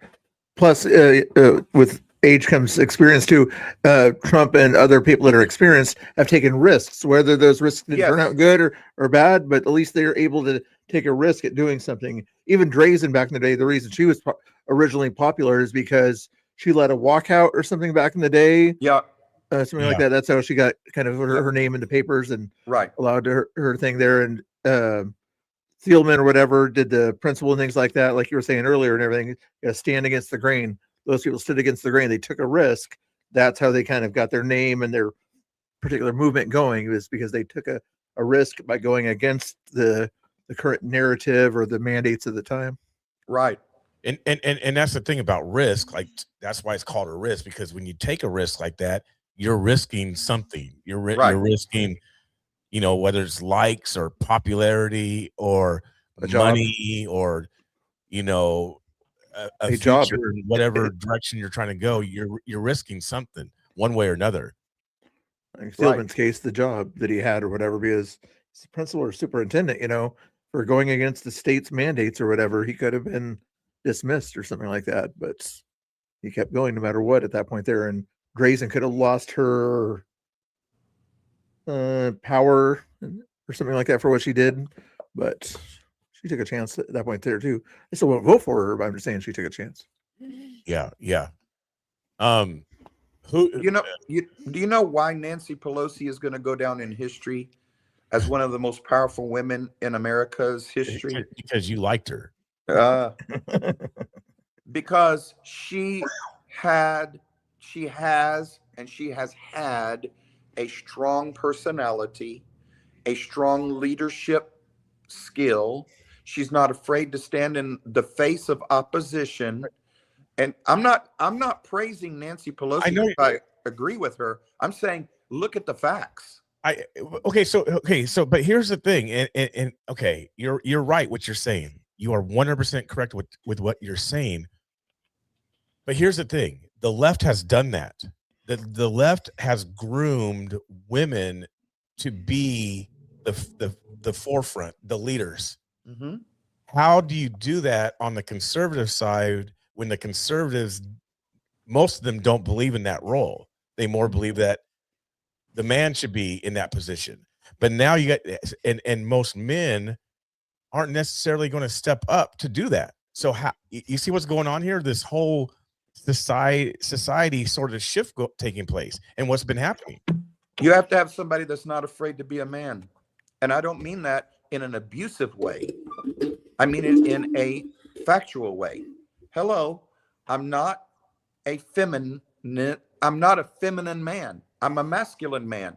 And that doesn't mean that I'm going to rape you. That doesn't mean that I'm going to physically abuse you. That doesn't mean I'm going to cuss you out. That doesn't mean that I'm going to take advantage of you. That means I'm going to be an honorable, masculine man. Oh, you're a toxic male. No, baby, I'm just a man. Mm-hmm. Hey, forget the labels. Who cares if you label me a toxic, man, whatever. No, Right. like you said, I'm just a man. I'm just a man. Just be a man. Don't be a wimp. And that's what and to be honest, even though that a few of the candidates were on stage and a couple of them I liked, I still didn't notice that about the men. Even there, I'm like, there's no punch. There's no punch. Like there's no fire. So like Mr. Bill was saying, you got to be willing to take the risk to be seen, heard, known as a masculine man that is not going to abuse women. You have to take that risk. You have to be a masculine man that's going to take the risk of saying, guess what? You can't just tax your way out of problems. You have to become a prosperous state. You cannot tax your way into prosperity. You have to build your way out of poverty and destruction by successful business policies, successful policies for school education, rather than throwing money at systems that have failed for decades. Right. So let me ask you this, because I mean you'll have and even Bill, I mean, and Laura as well. And I was mentioning this earlier before I brought you guys on. Do you really think that Oregon can switch and change? And what I mean by this is because that the small rural areas are becoming more and more blue as the days go on. So do you think it can switch back? Because Portland's already blue. Like you said, Salem, Medford, all the bigger cities in Oregon are already blue. And now this stuff is going into smaller communities. I'm talking about communities of 2,000 people. That they're getting the Democrats in there and liberals who, don't know the difference between a male and a female. Mm-hmm. So do you think Oregon can really switch up if that's going even into the rural communities? I mean, I want to say yes because that's what I want to happen. But I mean, to be honest, like a lot of conservatives have moved out of Oregon because they got tired and they just they don't think that it's worth staying for anymore, and they just don't see I think after Kotex won, people just felt defeated. Mm-hmm. Yeah, I agree with that. Yeah, That's part of it too. I think part of it also is the left is the louder of the two and everything. They always like to make noise. So, take the Cottage Grove thing. If you watch Tim Hu and he did that walk out and things like that. Small town, like you say, 2,000, 3,000 people. They had a whole group of kids out there, probably 20, 30 kids, you know. I'm guessing this high school probably had, 100 plus kids in it, but since they were allowed to go out there with the 30 kids and everything, smaller group, and were loud about what was going on, that got attention, and they wanted to do things to get attention. The conservatives, we don't do things to get attention. We just do our job, You mean you're telling me that you just go vote? Go vote, pretty much, yeah. Okay, all right. So- Just wanted to- So I don't know if you know who Sean Hannity is. Yes, sir. I think I'm accurate on this. He was asked one day, "Why don't you run for office?" It was on his radio program. He was asking you? No. So He already did run for office. So somebody asked him, "Sean, why don't you run for office?" Okay. And I think it was Sean Hannity. Okay. Okay. I'm not trying to endorse Sean Hannity. I'm just making a statement. Okay. And they said, "You understand politics, you understand how government should run, yada, yada, yada." Mhm. And they said, "Why don't you run for office?" And he said, "I will not run for office because I have more ability to influence our country as an artist, as a voice from the, let's just say, media, Right. than I could ever have as an elected official." Now, and I totally get that, because if you take away the messaging, you take away the message. Mhm. And if you don't have a conservative messaging platform, okay, Right. you won't have the message. Okay, it won't get out there in the public. So why is it that Vera Katz and Sam Adams Yeah. and Kate Brown and Tina Kotek are Right. names that come to the top of your mind when you're talking about the Democratic leadership in this state? Because media has given platform to that agenda for so long that their message is carried through the messaging category of media. And so, like what you're doing, even though you have the sniffles and you have a dry cough and who knows what else, you might Right. pass gas, but what we don't know.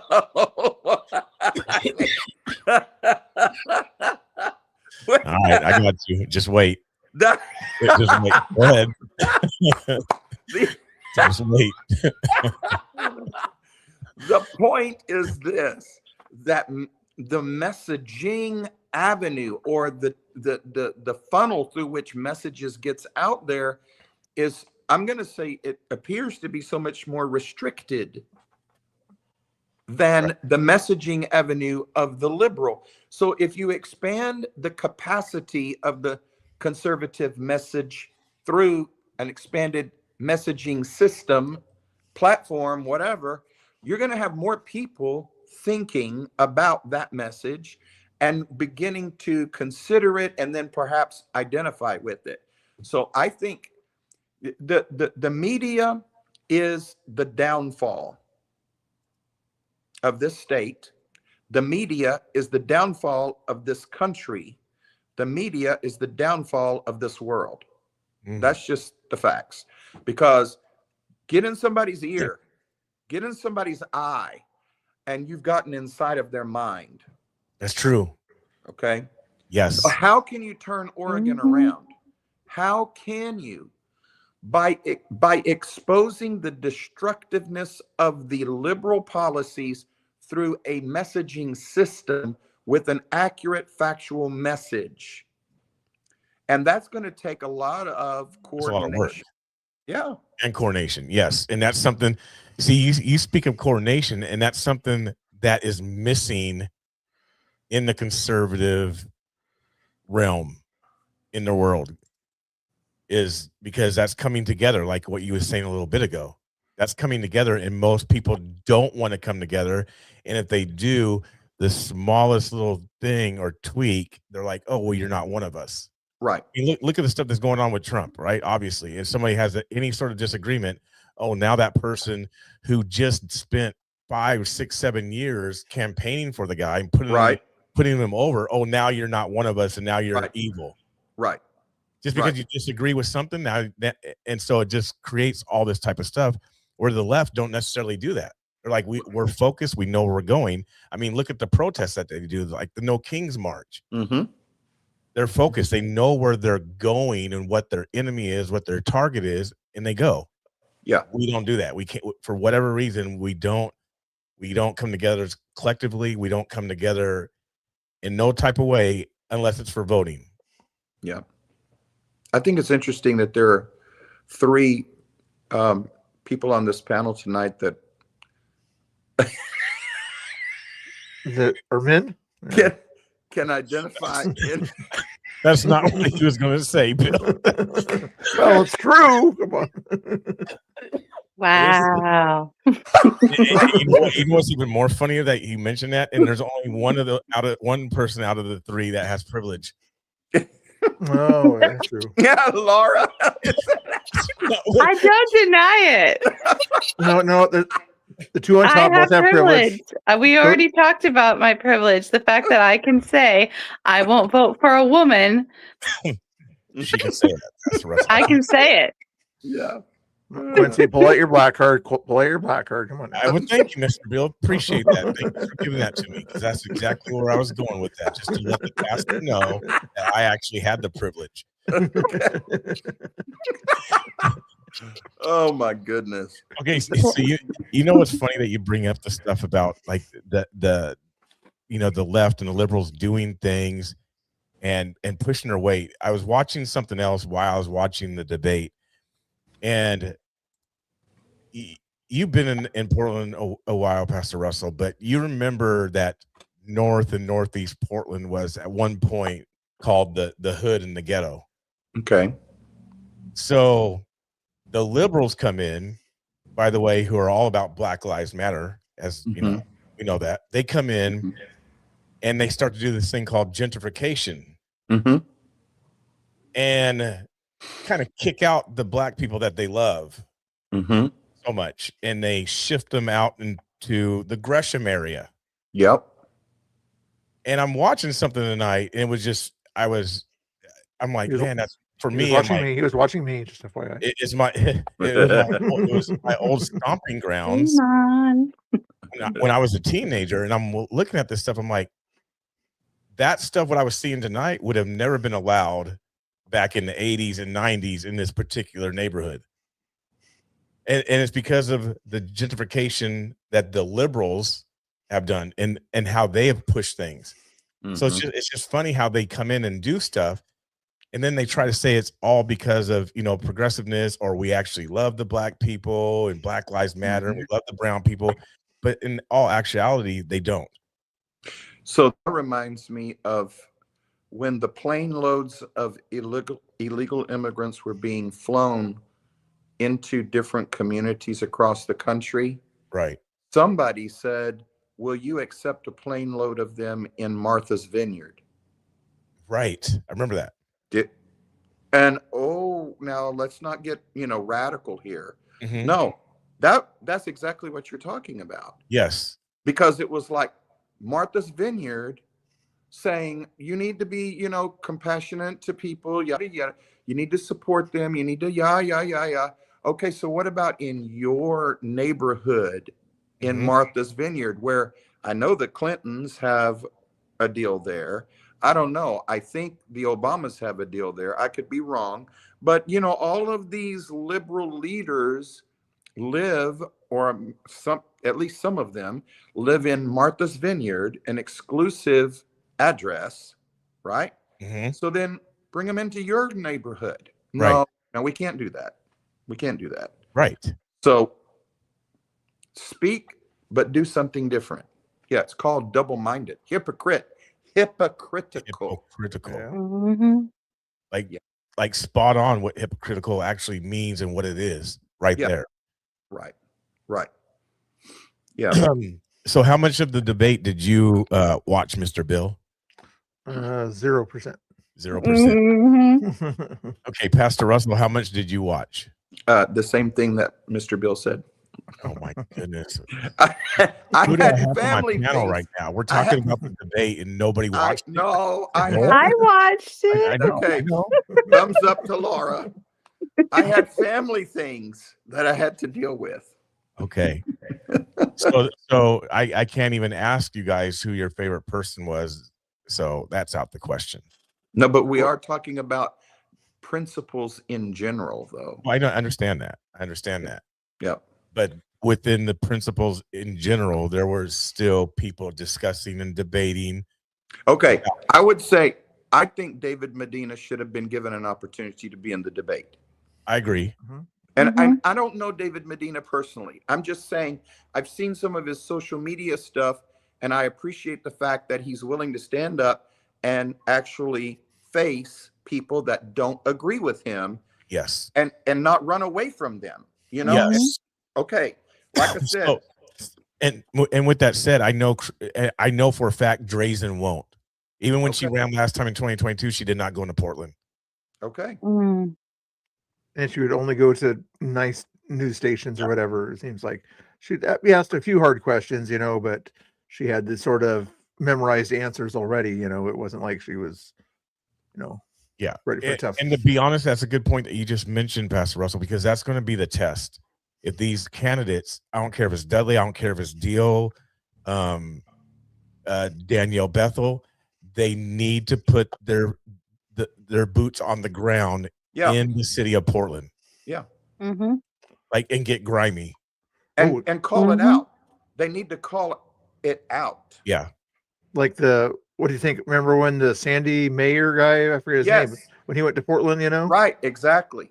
What was his name again? What was his name? Yeah. His name just slipped me, but I was thinking the exact same thing that you're referring to. Wow. Oh boy.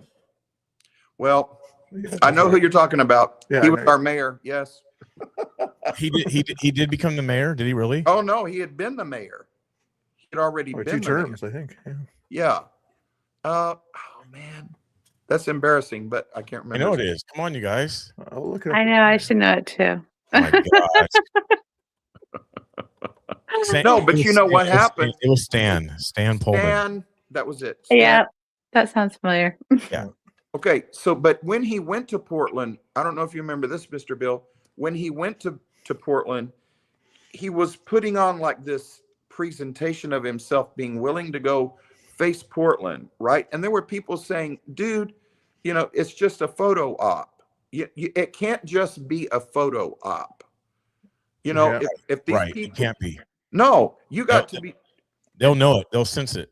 Of course. Yeah. And you got to be willing to stand there and be genuine and be authentic and not just do it once. Not just do Right. it once. Yeah. Right. Yeah. And that's one good thing about David, is that he has that tenacity. He has that gumption. He will do that. He will Yeah. go into the face of opposition and hold a conversation. Yeah. And I don't know if the others at this point are willing to do that. Maybe they Right. are. I don't know. Well, even at some of his little like town hall things, okay? Right. And I don't follow him like I'm some kind of David Medina follower or whatever. I'm just saying I've noticed that there's been some hecklers that will come to some of his events and he'll walk right up to him. He'll stop what he's doing. He's going to go straight to him and say, look, don't leave. Let's talk right now. Okay. And the heckler, all they do is just scream. Yes. He doesn't just scream. He talks. He's like, wait, stop. Let's talk about it. Right. And they're just like, whoa, whoa, whoa. That's the problem with Portland is that everybody is just so insecure that all they can do is call names, and then have a meltdown. Yes. And do forward chants or something like that. Exactly. Yeah. Grow up. Yeah. Well, That goes back to strong leadership. How do you grow Yes. up if you don't have that example Right? Mhm. or been around it? You know, so all you're doing is you're reacting off of emotional. I want to say it's like a lot of the emotional, mental stuff that they're reacting off of. Well, Mhm. when you have an education system, and I'm not saying that this is necessarily specific to Portland, but when you have an education system where you have an entire math department at a high school wearing T-shirts about Charlie Kirk getting assassinated, Yeah. and you're not reprimanded for it, you're not fired for it, and I'm just making a point that the education system has gone so far down into the tank that you are going to have children influenced by that absurdity, by that perverse view of life, that a man that was willing, Charlie Kirk as an example, willing to stand there and talk to people that did not agree with him, right? Right. And make a case, make a actual logical case, and be able to present a position in an adult fashion. And that's where a lot of times I think he went to these college campuses, because he was trying to show them how to be an adult, Right. to talk, Right. talk about hard things as an adult, instead of just having a flip out, meltdown, screaming response. And you mentioned the school system tanking, and by I think it's 2028 or 27. Well, I'm not sure exactly within a time frame here. There's 5 to 10 schools buildings that are closing. Right. In the Portland area. Yeah. Yes. Yeah. That's a How about lot of that? schools. Oh, yay, Portland, you're so successful in your education system. Give me a break. Go look in the mirror. Ugh. And Go I look wonder in where the- all the kids went. Like homeschool. Where do you think they went? Do you think? I don't know, but that's the question. You're talking about Portland public schools? Do you Right. really think that those kids are going to go to homeschooling? Their parents are working. More than Some of likely, them- they're liberals. Their or parents moved out of are or working. moved out of town, but those would be the Yep. two most likely options. Yep. Yeah, out of town. Yeah, out of town more than likely. Because I can't see really liberal parents teaching at home. They're already getting their way at the public schools. Where are they going Right. to come? You know what I mean? So it's not like Yeah. there's something in opposition from them going to the Portland public schools. Do- They're Yeah. doing it. But the Do any of 30% conservative people out there, likely some of those people did go homeschool. Yeah, yeah. Mhm. Do any of those candidates support school choice? I don't know. I don't think that was if it was mentioned or not, I missed it. It was the first topic, education. I Education. think one of them was talking about that parents should have a choice on where their kids go to school and shouldn't be tied to schools that they feel are unsafe. I think So- one of them was talking about that. It probably was Danielle then or Ed. I think it was Danielle, because I remember I was saying that I liked what she was saying about education. Okay, So yeah. what that translates into, in just a simple way in my mind, is that's voting with your dollars. You're saying, no, I'm not going to take my kid and put them in this school that's failing. I'm going to put them in a school that's more successful, right? Well, that means Mhm. that the support for that kid from the state is going to shift over to a different location, right? So Right. this failed location is losing money, right? So anyway, I mean, like what Mr. Bill was saying, is if conservative people either homeschool or, like he was saying, move out of the state, or maybe Laura said it, move out of the state, it's still the same effect. It's dollars leaving. And when you take the money away, you ain't got no education system there any longer. And why? Because it's failing. That's why. Yeah. So, Yeah. teach them how to wear skirts if they're boys, and teach them how to, claim to be men if they're women. I mean, it just makes me sick. I'm Right. sick. It does, because I mean, I remember in school myself, like, we would talk about current events, but it was like more of a social studies, and the teacher wasn't implementing a doctrine. It was just like, here's the facts, here's what's going on, here's what you can see. It was like history type of, type of a thing. And now it's like they're trying to indoctrinate it like you, and like you have to be involved, and they're teaching these students at young ages in middle school to have a voice. So if you're teaching students to have a voice, what do you think they're going to end up being by the Right. time they grow up? They're going to be rebellious because now I have a voice and I can tell Right. you what to do No, as a exactly. result. So one of the things that, again, I'm going to reference David Medina, that he brought up on one of his deals was from a middle school student's parent in Boring, Oregon. Hello. Boring, Oregon is not in the center of Portland. It's Boring, not. Oregon is a small community. But at Mhm. that's where my grandson goes to school.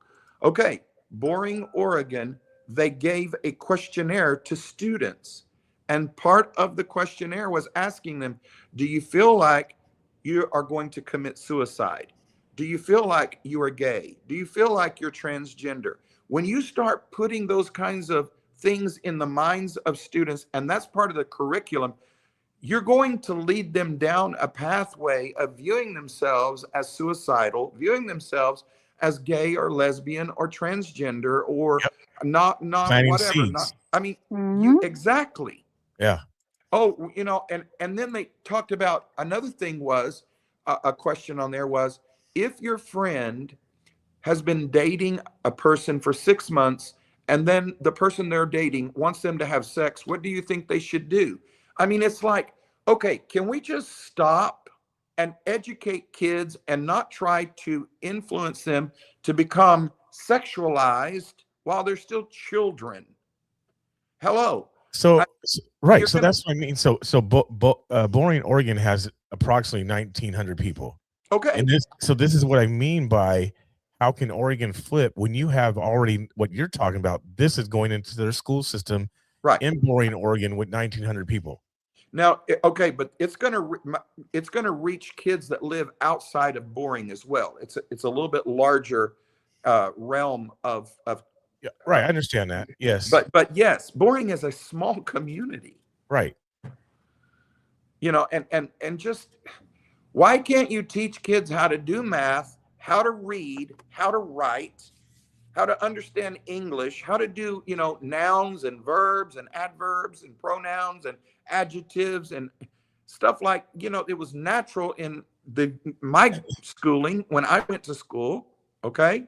Right. So, I mean, kids don't even know basic stuff like they should, and China and what do you call it? Japan and all of those places that they don't mess around with that stuff. They focus on science, hard science. They focus on, actual usable education. Right. And the idea, of college is a joke. The trade school is where people actually learn how to have a skill that's transferable to the marketplace. And when you have colleges that are saturated with liberal professors that will ridicule a conservative kid, that will humiliate a conservative kid, especially if they're a Christian, right? Right. And you've got colleges that are just fine with free Palestine, but if you have something that's like, hey, Jesus, oh, we don't want you here. Right. I mean, it's slow suicide. It is a slow suicide. And that's what the guy, and that's what Imagine That. He just said that this has been a slow roll for socialism for decades. Yes. So here's my thing. How come we are so far late behind the curve? Because honestly, Pastor Russell, it reminds me of the church. Yep. And I think we've talked about this as well regarding the church, that the church is always conforming to society. Society leads the church. And in this case, it seems like liberalism or Democrats lead Republicans and conservatives. I would not disagree. I would not disagree. So why is it taking so long for us to figure this out? And I mean, can we, at this point, can we really stop it? If this has been a slow roll for decades, how do you get ahead of that slow roll? You have to speed up. Yes. And I think you're going to only be able to be successful so far as people will be willing to hear what you have to say. And whenever you say it and it's true, it's going to offend people that have adopted the liberal agenda for so long. They're going to go like, you're just a hater. No, we're just normal. We're just common sense. We're just look at life through the lens of what is right and what is wrong, what is good and what is bad, what will help and what will hinder. I mean, Right. yeah. So I don't know if it's the reality is, I don't know how effective you can be in turning it around. I just know you have to try to turn around those that are willing to hear. And that is progress, because there will be some. Right. That's progress. But are you going to ultimately be able to turn the majority around? I think it's kind of like what Laura was saying a little earlier. The pain hasn't been felt deeply enough. Mm-hmm. But when you feel the pain deeply enough, Then then people will go, hey, okay, I'll do something. Right. Mm-hmm. Right. Because, like, to be honest with you, I'm not a big fan of the voting. I mean, I'll still vote, but I don't think it really changes anything. I haven't seen too much evidence that voting actually changes a whole lot of stuff. No, and I think you're right. Actions do speak louder. I mean, I remember when Target went woke, they went broke, and then they pulled out. Yes. Mhm. Yep. But that was an action. That's what I mean. That's an action. It wasn't just it, and guess what? It happened. It didn't happen at the polling booth. It didn't happen every 2 years. It happened on the off season, if you want to say, right? It happened just in the middle of the year. Mm-hmm. And so those are type of things that I think that conservatives need to do in order to flip things around. Well, there was a guy that was in Portland. Oh man, it was just like a month ago, and I think he was at a city council meeting, and I think I don't know if he was on some kind of economic board or whatever, but he, as a member of that, said, we are really tanking ourselves. We are going down the tubes because of the policies. And I mean, I don't remember his name and I don't remember the specific meeting, but I do remember watching, and he was saying, this is self-destructing. We are self-destructing, basically. Right. And so there are some people within that movement, within that agenda, that kind of go, you know, guys, we're burning down our own house. Right. And if there would be more people that are liberal, that would be willing to be honest, perhaps there could be a meeting in the middle with conservatives to a degree that would be able to, like your independents, right? That would say, you know, we just can't keep burning our house down. We got to put the fire out. Right. And start rebuilding. Right. So, yeah. And I know nobody really anyway, the whole Dodge, whatever you want to call it, the thing that Elon Musk was assigned to.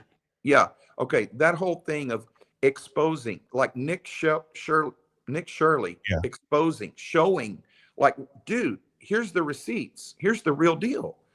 And if people look at those facts and go, you're lying, and you hold up the paperwork and go, no, I'm not. Here it is in black and white. Perhaps that would be an effective tool. But some people will see the truth right in their face and still say, I don't believe it. Yeah, that's true. So you have to be willing, you know? Yeah. Yeah. Yeah. I don't know why I can't hear you now.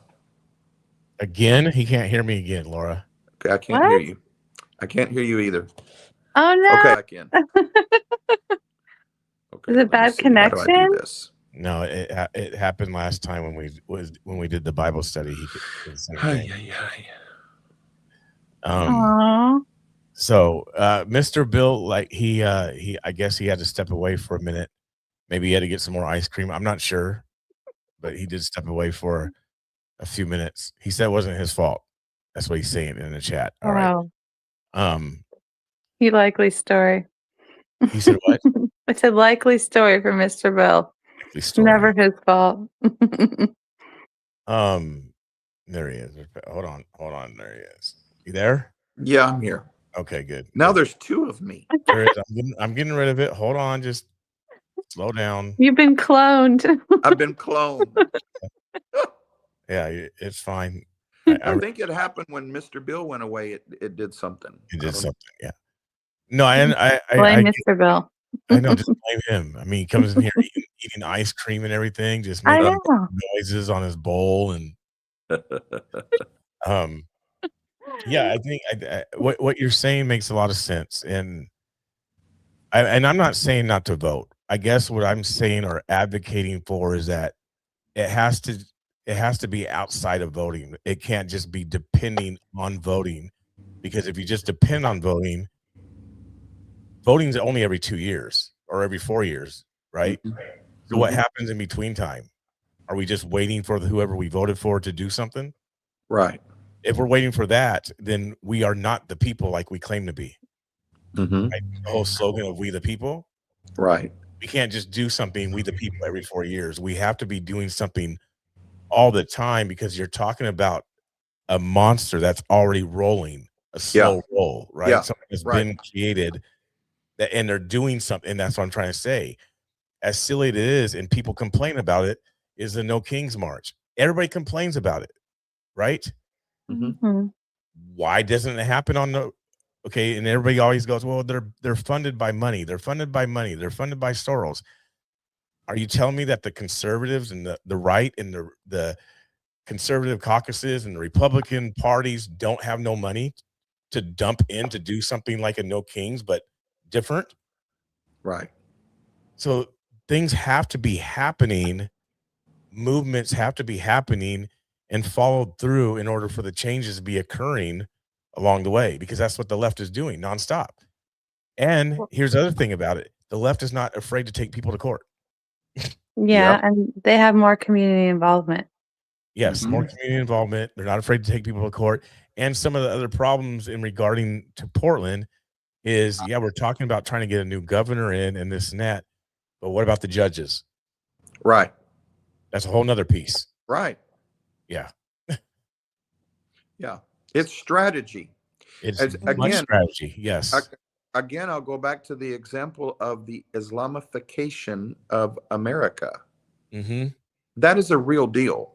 It is a real deal. And people can say I'm religiously bigoted. No, I'm just reading the handwriting on the wall. Yeah. They have figured out the strategy that gives them the result that they want. Okay. And even their elections, freedom of religion, they're going to have not only demographic superiority in an area. Once they accomplish demographic superiority, then they're going to be able to accomplish political superiority, and they'll appoint the judges that are going to be sympathetic to them. You said when you were in Dearborn about the cops. Yes. They wouldn't do nothing. Nope. Why? Because they are on the Islamic side. Yes. Okay. Yep. And what do you do about that? What do you actually do? You can't do nothing. Okay. So then that's the strategy. It's like populate. And then once you populate, then you're able to take over the political, take over the judicial, take over the cultural, in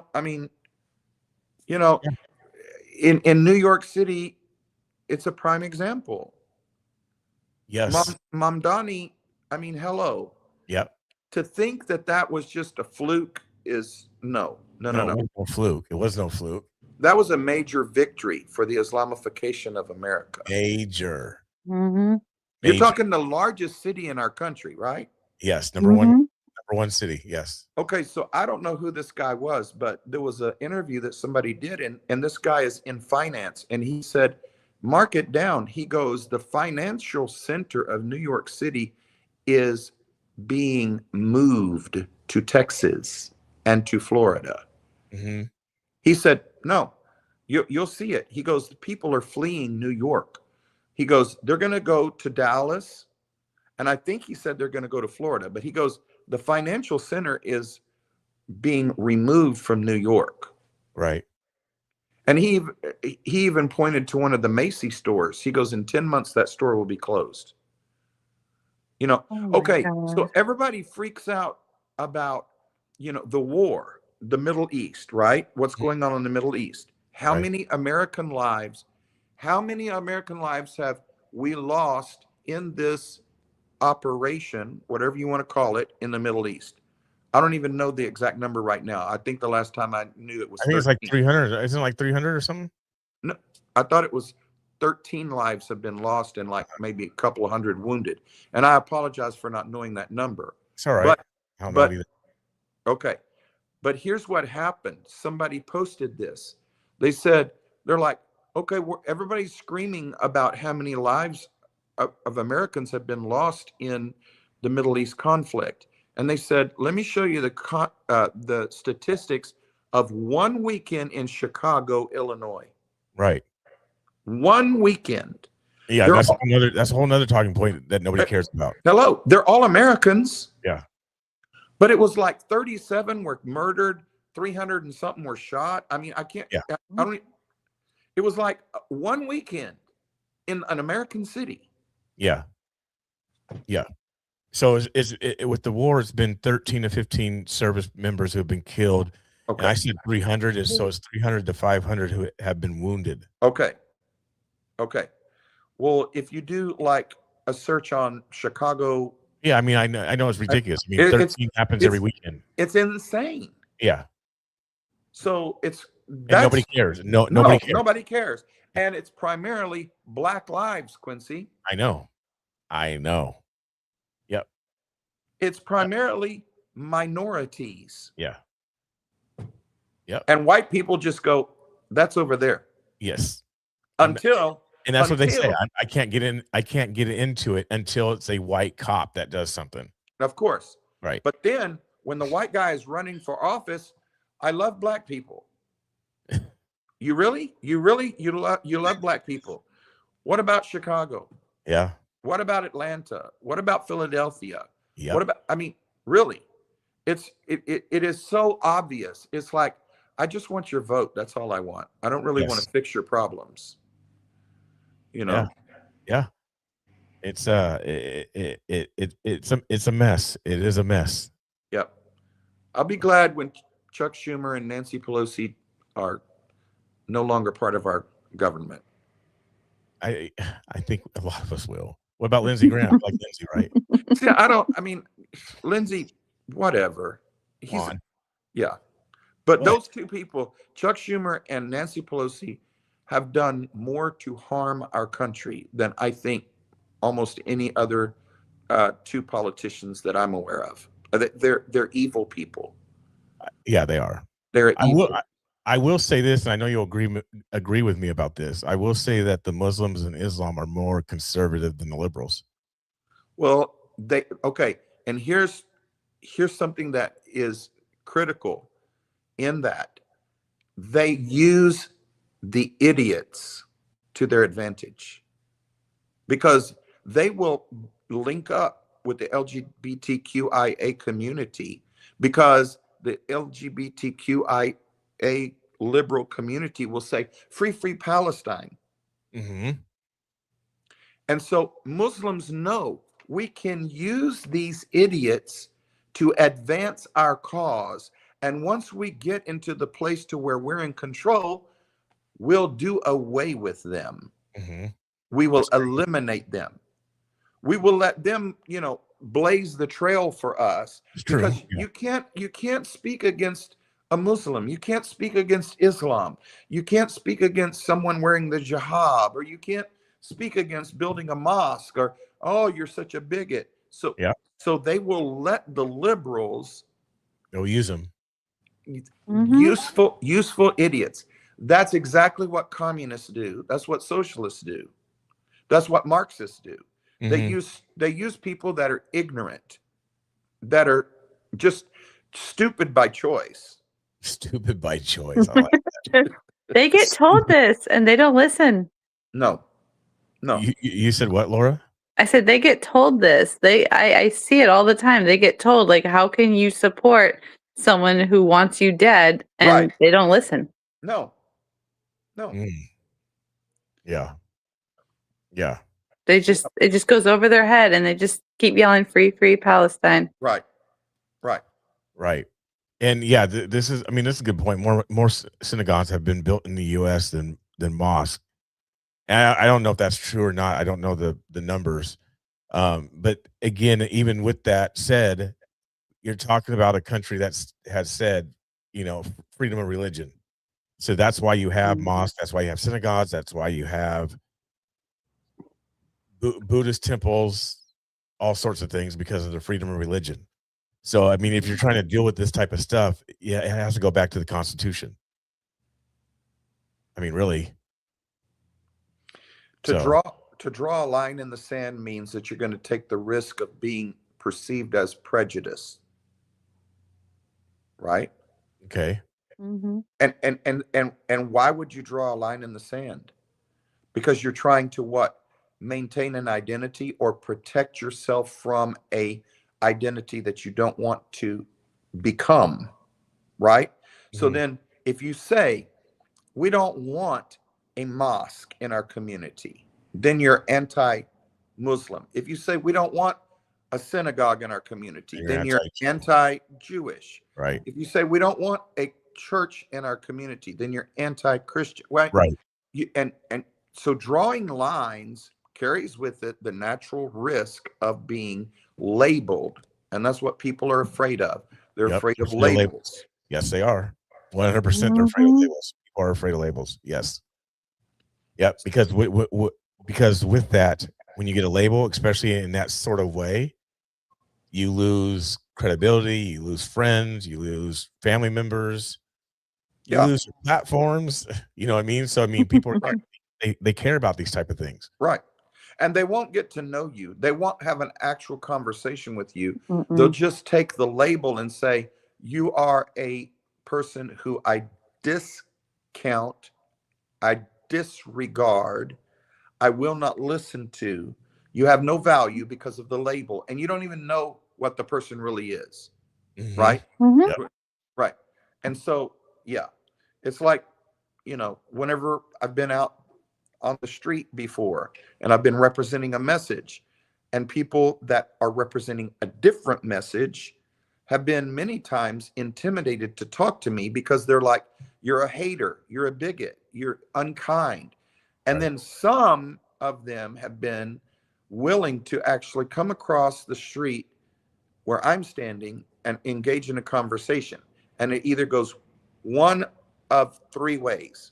One, thank you for peacefully standing here and representing your message.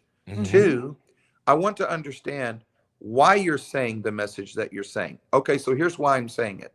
Oh, okay, I disagree, but I'm glad that you feel safe enough to stand here and present a different message, even though we aren't on the same page. We are agreeing for freedom of speech. And the third way it goes is, I don't want to hear anything you have to say. You're stupid. You're an idiot. Get out of here.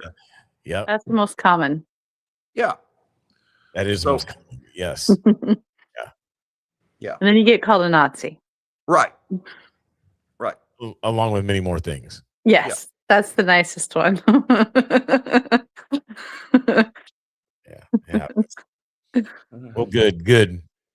So, Pastor Russell, you're going to have to go back and do homework and watch the debate, and then and then follow up with me. Oh, okay. That's your homework assignment. Since I'm the only one left that did not watch the debate because I'm dealing with family responsibility. I understand. The other person who didn't watch the debate chickened out and left. He went to go get more ice cream. Come on now. Possibly. His bowl was empty.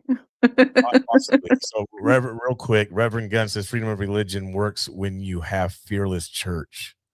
That's a good point. That is a good point. Good point. Thank you, Reverend Gunn. Oh, here's Mr. Bill real quick. Yeah. He's here in spirit. I don't know what kind of spirit it is, Pastor Russell, but just saying. Ooh. I don't know what kind of spirit it is. Anyway, well, I appreciate you guys. I don't want to take up your whole evening. I know it's late, so Yeah. thank you guys for coming on just to talk about it a little bit. Good job watching it, Laura. Good job. You did your homework. Hey, it's important. Thank you. It's Oregon. Goodness gracious, you guys. I just want you to. I'll give you slack though, Pastor Russell. You said you was dealing with family, so I'll give you slack. Thank you. I want you to realize that you haven't been coughing as much since you've been talking to me.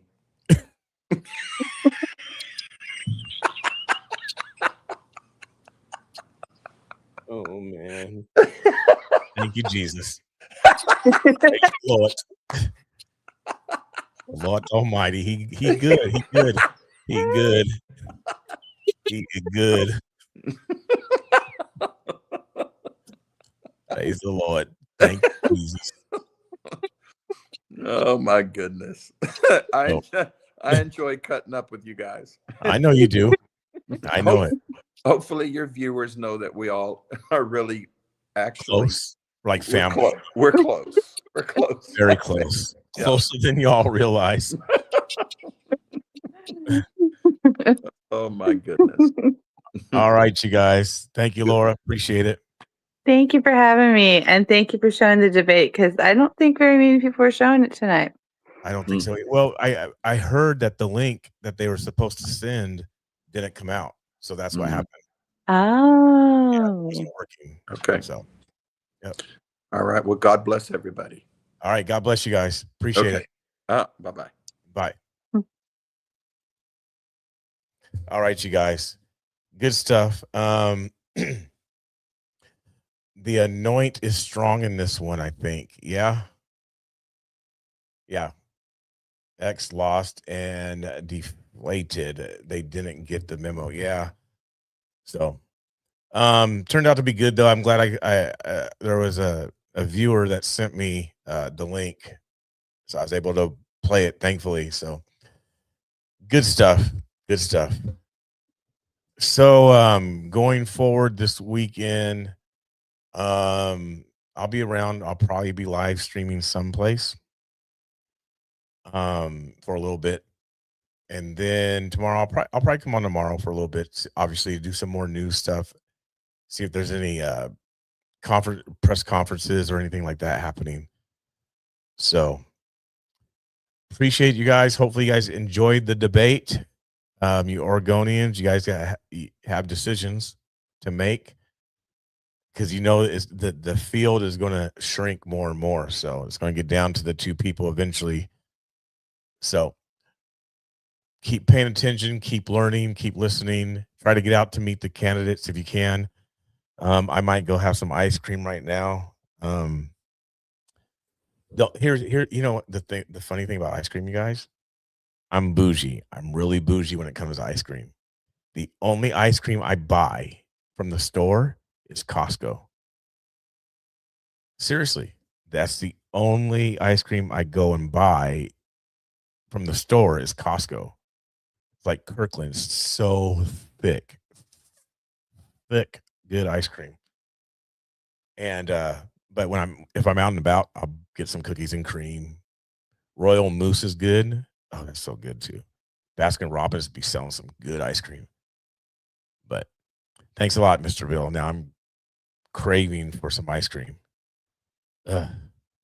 Anyway, all right, you guys. Love y'all. You have a good night. See you tomorrow. God bless you guys. Thank you guys for the super chats. Thank you guys for tuning in. Make sure, please, to like, subscribe, and share. If you're watching the channel, please hit the thumbs up button. Check your notifications. Make sure that you're getting everything every time I go live. So appreciate you guys. You guys have a blessed night. See you later.